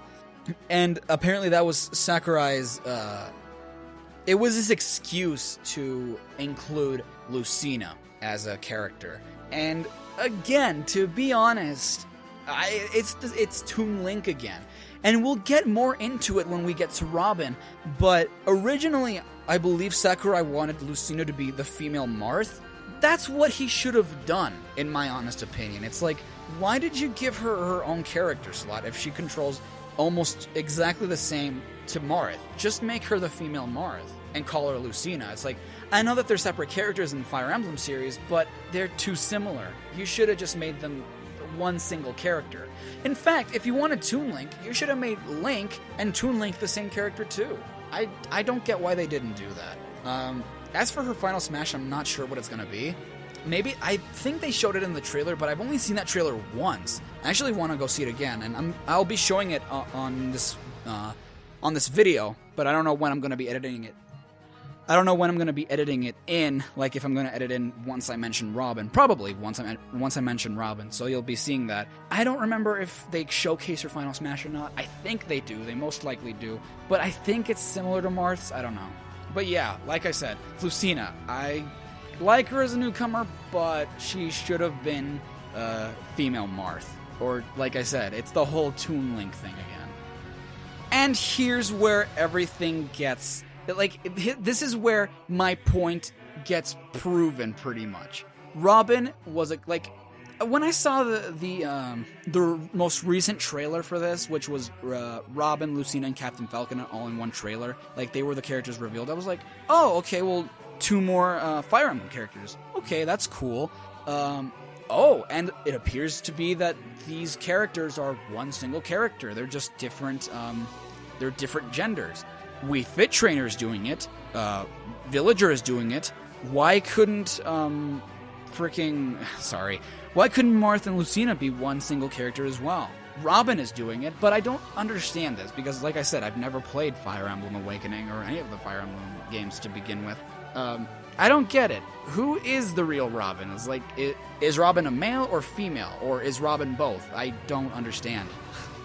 But all I know is that this character is going to be, it's not only going to be a swordsman, but also a magic wielder, which I think is a pretty cool concept, that they're bringing in a character with different specs to Smash Brothers that isn't a swordsman. So I do like that, and again, it just illustrates my point. Like, if they're gonna do this with Robin, why not just make Lucina an alternate costume for Marth, or make Toon Link an alternate costume for Link? It's like, they should have done that. They're doing it with Robin, why not do it with Lucina and Marth? Why not do it with Link and Toon Link? I don't know. They didn't make these two characters different character slots, because I think they're gonna control exactly the same. And I think this was probably a huge Sakurai troll moment by making Chrom involved in Robin's final Smash. Because, like, a lot of people, I remember, like, ever since Smash 4 was announced and people were discussing the whole Fire Emblem thing, everyone wanted Chrom. And now it's like, no, well, guess what? You don't get Chrom, but he's a final Smash, technically. It's like, okay, that's just a bitch slap in the face, dude. That's horrible. But yeah, like, I will be using them. I was really interested when I saw the trailer. They're what I remember the most, actually, from that trailer, because they put more emphasis on Robin. Finally, the character that was most recently announced, and the last official character on the Smash website, is Meta Knight. Now, Meta Knight was another character that I kept looking at the Smash website, and I was like, why haven't they announced Meta Knight yet? I don't use Meta Knight, to be honest, to be perfectly honest. He was God tier in Brawl, and I was like, it's not fair to use... I never considered it fair to use Meta Knight. If you're just playing for fun, okay, go ahead, use him. But he is way too spammable as a character. And I heard that they nerfed him a lot to make him a lot more fair. I hope that's true. And it also makes me wonder, why did it take Smash Brothers so long to reveal Meta Knight? I just think it's weird. Were they doing that many different things to him? I honestly couldn't tell you. But again, he was a character. I loved being Meta Knight in Return to Dreamland. I love Meta Knight as a character. In Smash Brothers, like I said, I don't use him because he was really spammable in Brawl, and I wanted to be fair. But I'm glad that he's there because he is like the most iconic character in the Kirby series, aside from Kirby and DDD. Then again, what other characters are there? I know, but still, like, people love Meta Knight, and personally, I can see why. I love him too. Whew. Okay, well, that was a lot of opinion on those characters. And now for some news that has swept the Smashing community in recent weeks. The rumors regarding the leaks of the remaining characters yet to be revealed. Now you may be wondering, how are these different from any other rumors that have been debunked? It's actually kind of odd because most of these character predictions have yet to be wrong. Most may know what I'm talking about at this point. I'm talking about the Gematsu leaks. But what are the Gematsu leaks, some of you may be asking? Okay guys, hold on, because this is a long one. Well, the Gematsu leaks were a series of major and seemingly credible leaks of Super Smash Bros. 4's playable roster, supported by Sal Romano of the gaming site DjtheSdotcom after being given information from an anonymous tipster that started from the initial E3 2013 reveal trailer and subsequently correctly predicted the coming newcomers without getting any definitely wrong for over a year before it was disproven. So that means that this guy that sent Sal Romano, the characters that are going to be in are this, and this. And he got them right for a year. And then there were some things that went on funky and all that stuff. The leak's seeming infallibility attracted considerable attention, being covered by news sites and dominated Smash 4 roster discussion and speculation for the year it remained alive. However, while it identified many aspects of the game correctly, the leak also made multiple incorrect assumptions, such as predicting reveal dates wrong, predicting characters under general as opposed to specific names, and missing certain characters. This sparked considerable debate about the actual legitimacy of the leak. Through the leaker's previous track record kept the vast majority of observers believing it to be fully legitimate. Before E3 2013, the owner of the gaming site Gematsu, Sal Romano, claimed to have received an email from an anonymous source claiming to know which newcomers would be introduced at E3 2013. Initially doubting the veracity of the letter, Romano jokingly posted the list to NeoGAF as an unlikely prediction, quote-unquote. Among the predicted newcomers were the Animal Crossing guy, turning out to be the Animal Crossing villager, Capcom's Mega Man, the female trainer from Wii Fit, Little Mac from Punch-Out, Nintendo's Mii, and Namco's Pac-Man. To the surprise of many observers, including Romano himself, the leak successfully predicted the reveal of the villager, Mega Man, and the female Wii Fit Trainer. The lattermost was especially considered surprising, as the character was one that no one thought of, with Masahiro Sakurai himself even stating that the character was one that no one expected. Not even me. See what I'm talking about? Like, no one expected her. Why is she in? With the leak having gotten all three of the revealed newcomers correct, including the seemingly unlikely selection of the Wii Fit Trainer, many observers came to believe that the leak had veracious information. Although Little Mac, Pac-Man, and Mii were not immediately revealed as the leaker claimed, some observers believed Sakurai decided to postpone the reveals for various speculated reasons, and that the characters would be revealed later on.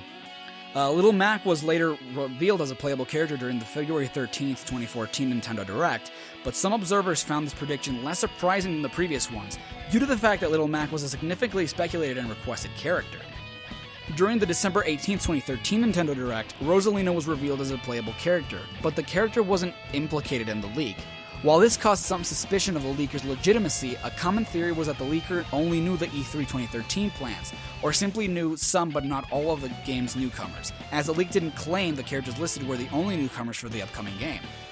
A few hours before the Smash 4 Center Nintendo Direct, the leaker reportedly sent another email to Romano. The contents of the email continued to claim that Pac-Man and Mii would still be playable, as well as adding predictions for Shulk from Xenoblade Chronicles, Palutena from Kid Icarus, Uprising, tying in with another rumor, Chrom from Fire Emblem, Awakening, the Chorus Kids from Rhythm Heaven, referred to by their Japanese name of Chorus Men in the leak, and an unknown Pokemon from Pokemon X and Y, referred to as Pokemon from X and Y in the leak. Toward the conclusion of the Nintendo Direct presentation, Greninja, who made its debut in Pokemon X and Y, was revealed as a playable character. However, this prediction, while technically correct, came under much scrutiny, as a vague blanket prediction was much too general of a guess, combined with the fact that this was the only vague statement in the leak. And with the popularity of the games, many observers believe that the prediction was merely a logical deduction, failing to show actual insider information like the E3 2013 link. On May 19, 2014, Adam Howden, who voiced Shulk in Xenoblade Chronicles, posted about his future work on Twitter.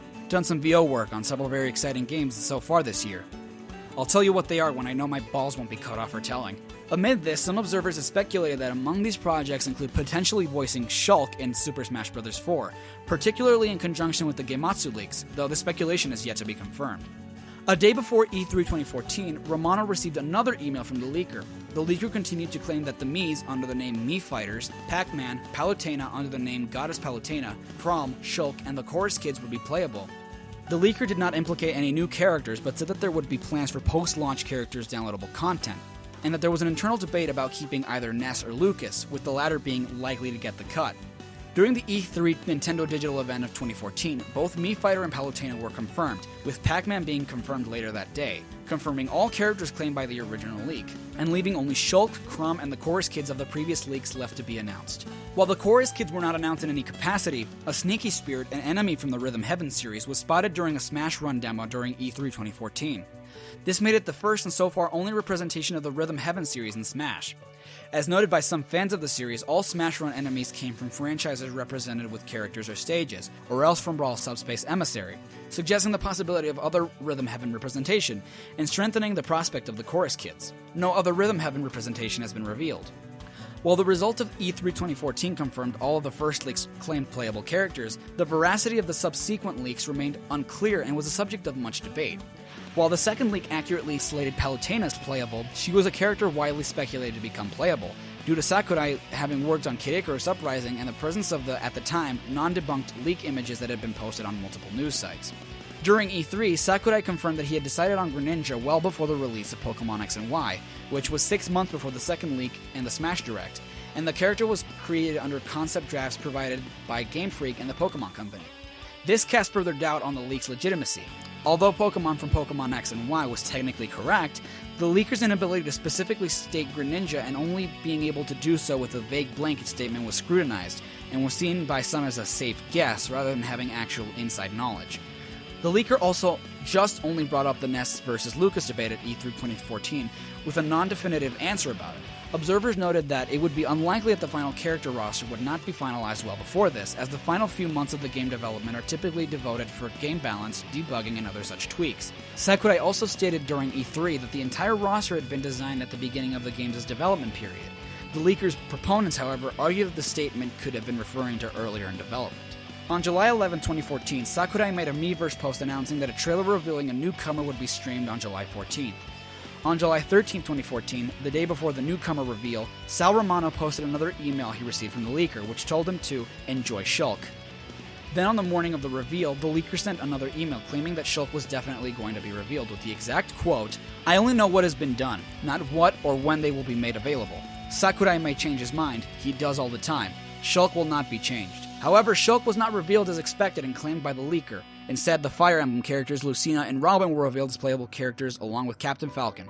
The reveal went against the leaker. Not only was a prediction brought forth proven completely wrong, but neither character were implicated by the leaks, and Crumb himself, after being first implicated in the second leak and again implicated in the third leak, was revealed to have been a role in Robin's final smash, disconfirming him as a playable character. While the leak had gotten reveal dates wrong, at times glossed over details or was overly vague, it never got a character completely wrong. Following this turn of events, heavy dispute arose between observers as to whether the leaks were legitimate or not. Romano contacted the leaker for an explanation, but the leaker did not yet respond to the inquiry. The reveal of the two newcomers never implicated by the leak, and the disconfirmation of Crom brought even more discussion on the leak's now shattered credibility. Defenders of the leak argue that the leak, as commonly theorized, was outdated information obtained from the beginning of development, and that Crom was intended to be included in the game but was later replaced with Robin and/or Lucina mid-development. However, in a Famitsu column after the reveal, Sakurai stated that while he considered Crom, he was always in favor of adding Robin instead, as he saw the former not only having anything unique to differentiate him from Marth or Ike, and would be just another Fire Emblem swordsman. Sakurai felt that Robin provided a plethora of unique moveset options and better represented Fire Emblem. Lucina was initially conceptualized in an alternate costume for Marth, and then upgraded to a separate playable character when Sakurai decided to change her attacks and physics to distinguish her from Marth. As such, it would seem Crom was never actually planned to be playable, going against the claim that the leaker's information was outdated, and instead supports the notion that the leaker made up information and guesses in the subsequent leaks. It remains ambiguous whether the leaker had legitimate information in the first leak, with the information in the subsequent leaks being severely outdated or outright invented, or if the leaker's claim had been merely lucky guesswork. While Shulk would eventually be leaked, the fate of the Chorus Kids remains to be seen, and the true extent of the leaker's knowledge, as well as details about the leaker's identity, are unknown as of now. Okay, so we just went through that entire exposition, and I hope you guys are still here. Anyway, why is what I just mentioned important? Simple. Let me repeat that last part. While Shulk would eventually be leaked, the fate of the Chorus Kids remains to be seen, and the true extent of the leaker's knowledge, as well as the details about the leaker's identity, are unknown as of now. Shulk would eventually be leaked? Well, that brings us to the latest outbreak in the Smash community. There have been some alleged real leaks regarding what seems to be the full and final roster for Smash 4, which is what you're seeing on screen right now. This is interesting because of various reasons. Number 1, we have veterans and newcomers. Veterans include Wario, Mr. Game & Watch, Ganondorf, Falco, Jigglypuff, Rob, Ness, and Dr. Mario. Number 2, newcomers include Bowser Jr., Dark Pit, Shulk, and the dog from Duck Hunt. Okay. Number 3, apparently veterans cut are Ice Climbers, Lucas, Wolf, and Snake. Now, that last one is interesting regarding the fact that there was a supposed rumor regarding that these characters would be downloadable content. Now, here's why I think this is false or at least highly unlikely. I believe at some point Sakurai himself said that he wasn't bringing DLC to Smash Bros. At all. Also, I believe Snake isn't coming back at all either. Now, I don't have a justification as to why he wouldn't, I just don't believe he will. The rumor also stated that the Chorus Kids would be DLC as well. Now, here are my opinions on the whole ordeal. The veterans that they bring back make sense. We have Wario, who is yet to be announced, but technically he was leaked. Sometime back, someone did a search on the Nintendo 3DS eShop, and they searched for the word Wario. A lot of Wario games came up, and the last one on the list was Super Smash Bros. For the Nintendo 3DS, which was supposed to be coming out soon. Now, why would Wario appear on, the search if he wasn't going to be in? Now, why he hasn't been revealed is unknown to me. That's really odd, considering a lot of people pretty much know he's going to be in, so why hide it or deny it? Another thing that doesn't really make sense is Mr. Game & Watch. We saw him at the end of the Pac-Man trailer, meaning that he has to come back. Why wouldn't they announce him on the site yet? That's just something else that's really, really odd. All the veterans are just stuff that it's like, there's no reason this shouldn't come back. Why aren't they on the site yet? Ganondorf is another thing. A lot of people I've heard don't want Rob to come back. I do. I don't use Rob that much, but I do want Rob to come back because, I don't know, he just made a good addition to the characters. Falco hasn't been announced either, though there are alleged leaks to him, but I don't think any of them are true yet. But I don't see why he wouldn't come back. Jigglypuff is another Pokemon that I'm just like, okay, why aren't you back? Why haven't they announced you? You've been in the Smash series ever since the first game. Why aren't you back? Same goes for Ness. It's like, I wouldn't even know what Earthbound is if it hadn't been for Smash Brothers. And they finally brought Earthbound to America after, so much asking from the fans. And I find Earthbound to be very interesting. I haven't played it yet, but it seems very, very interesting. Okay, and the last veteran to apparently be in the roster is Dr. Mario. How many times do I have to repeat the whole Toon Link thing? Just make Dr. Mario an alternate costume for Mario. Look at what they did for Wario in Super Smash Bros. Brawl. They had so many different outfits for Wario. They had like 6 for his WarioWare outfit, 6 for his original outfit. Why can't they just do that for Mario and make him Dr. Mario? That makes no sense to me if this is going to be the real final roster. It really just makes no sense to me. It's like, why would they do that? Same thing goes for the newcomer, Dark Pit. Now, that's the thing. Dark Pit, and I didn't mention this because I think I said that I was going to mention it later, which is now, in Palutena's trailer, in her reveal trailer, at the end, you see Dark Link, which, by the way, had a stupid as all hell line.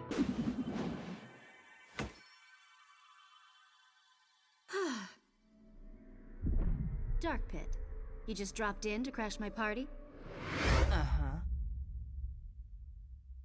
What the hell is that with that uh-huh? Why? Plus, we had Dark Link in Brawl. He was just another skin for Pit. Why make it another slot? Is he gonna play differently at all? If not, then what's the point of having a different slot for the character? Just make him a different skin for Pit. Also, let me just address the damn elephant in the room. The dog from Duck Hunt? Why? What could he possibly do? If you'd make him, I don't know, an assist trophy, that would make a lot more sense than making him a playable character. But no one has thus far disproven that this is a fake roster. A lot of people are saying that it's real. A lot of people are saying it's false. I don't know. I really don't know what to believe at this point. A lot of people are striking really good points, but I don't know. I really don't know. But there are some things that people make a good point of. Like, why does Yoshi interrupt the Mario line? It's like, it's Bowser, then Yoshi, then Rosalina? Rosalina actually belongs to the Mario franchise. Yoshi is his own franchise. Also, Bowser Jr. I've seen gameplay trailers of Shulk and Bowser Jr. Dr. Mario, Dark Pit, the Duck Hunt dog, I've seen nothing on them yet. Any of the other alleged characters, I've seen nothing on them yet. But I've seen gameplay of Shulk and of Bowser Jr. Bowser Jr. isn't going to be on his feet, apparently. He's going to be in the clown car, excuse me, which is really weird. Why would they do that? It's really odd. I don't know why they would why they would put him in his clown car. And Shulk appears to control a lot like Marth, which makes me wonder why. About Shulk, I always thought Shulk was a third-party character. When I heard everyone talk about how they wanted him in Smash Brothers, I was like, oh, Shulk from Xenoblade, Shulk from Xenoblade, Shulk from Xenoblade. I was like, okay, guys, stop. We really don't need, like, the whole Final Fantasy thing. And I did some investigating yesterday. I was like, oh, okay, so Xenoblade Chronicles is a Nintendo game. I thought it was a third-party. I thought it was like a Square Enix game or something. I didn't know. I don't know anything about that series, to be perfectly honest. But if it's a Nintendo franchise, then welcome aboard, Shulk. That's all I have to say. Like, I'm perfectly fine because he's a different franchise, and he looks like he could be a cool character. But he's another swordsman, I think, which kind of makes me a little disappointed because it's like so many swordsmen. Okay, whatever. And by definition, you're like, oh, well, you can say the same thing about the Duck Hunt dog. He's another franchise. He's another unique character. It's like, but that doesn't make any sense. It's really stupid for me. For me, that's pretty stupid. I'm sorry. I haven't seen anything on Jigglypuff or Ness either, which is really weird. And another thing that I actually have a complaint on, no ice climbers. Why? the rumors say that he's going to be downloadable content, but why would they make DLC in the first place? That doesn't make any sense whatsoever. Why would they make those veterans specifically DLC? It just doesn't sit well with me. And apparently they took Wolf out too, which, it's weird. Lucas and Wolf as DLC? Why would you make clones or semi-clones DLC? That just doesn't make any sense to me. And that's what leads me to believe that this is a fake. I mean, look at the character order, and it just doesn't make any sense. Like I said earlier, Yoshi interrupts the Mario line. Mr. Game & Watch is all the way up here with the Mario characters when usually he's down here with the third-party characters.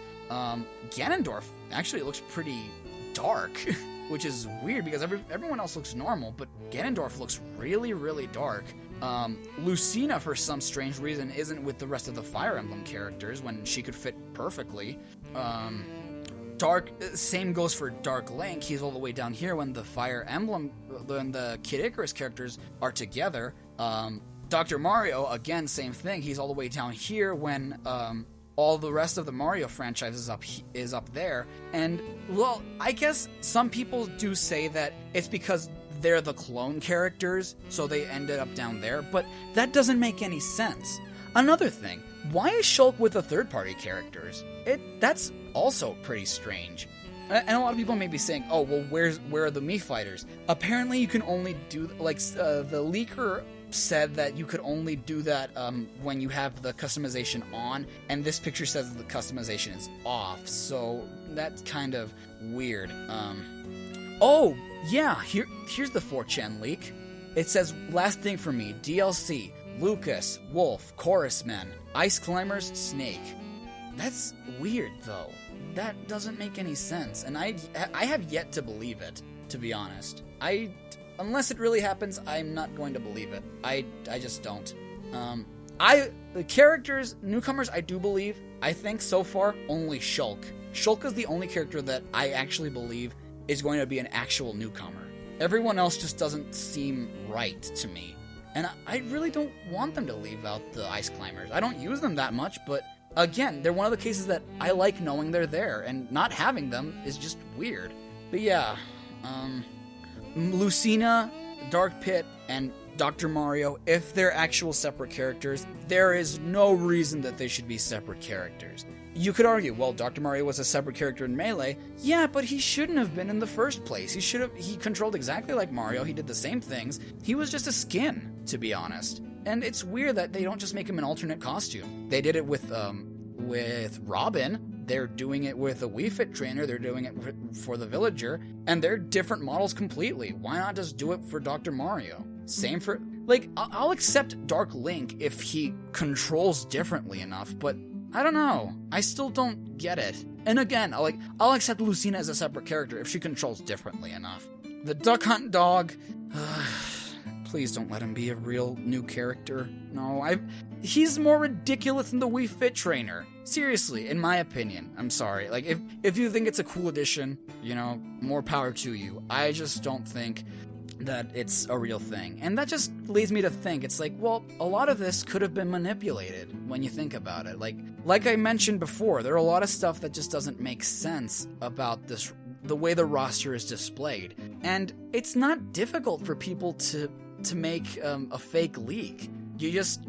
People who are really professional with that can make a fake leak, obviously. So, I don't know. Leave it in the comments. Do you think it's real? Do you think it's fake? Do you want to see these characters? I want to see Shulk, I guess. Now that I know he's a Nintendo character, not a third-party character, I want to see Shulk, because he looks like he'd be pretty fun to play. But I don't know. That's my opinion on them. What do you think? Okay. Well, I think that there's pretty much nothing else to talk about, and I think that sums up my thoughts on Super Smash Bros. 4 as of now, and hopefully we'll get some confirmation. Heck, like I said, the 3DS version comes out in Japan on the 13th of September, so we'll be seeing the full scoop soon. If you're still listening, I want to thank you for listening to a guy ramble on for, 2 hours or so? I'm just rambling on about Super Smash Bros., a video game. It's my passion, and if you're still listening, it's because it's your passion as well, most likely, and you care about this stuff. It's not very important, but, we live in a community where we can get along because of video games, and I absolutely love it, and I like giving my opinion on these things. So like I said, I want to hear your opinion. Please respect mine. Like everything I said, if you don't agree with it, I apologize immensely. Those are my opinions. If you have a different opinion on a character, please don't start a flame war. Please, don't do that. Just respect your opinion, respect other people's opinion, respect my opinion, and we'll respect yours. I just want people to respect how things go when it comes to Super Smash Bros.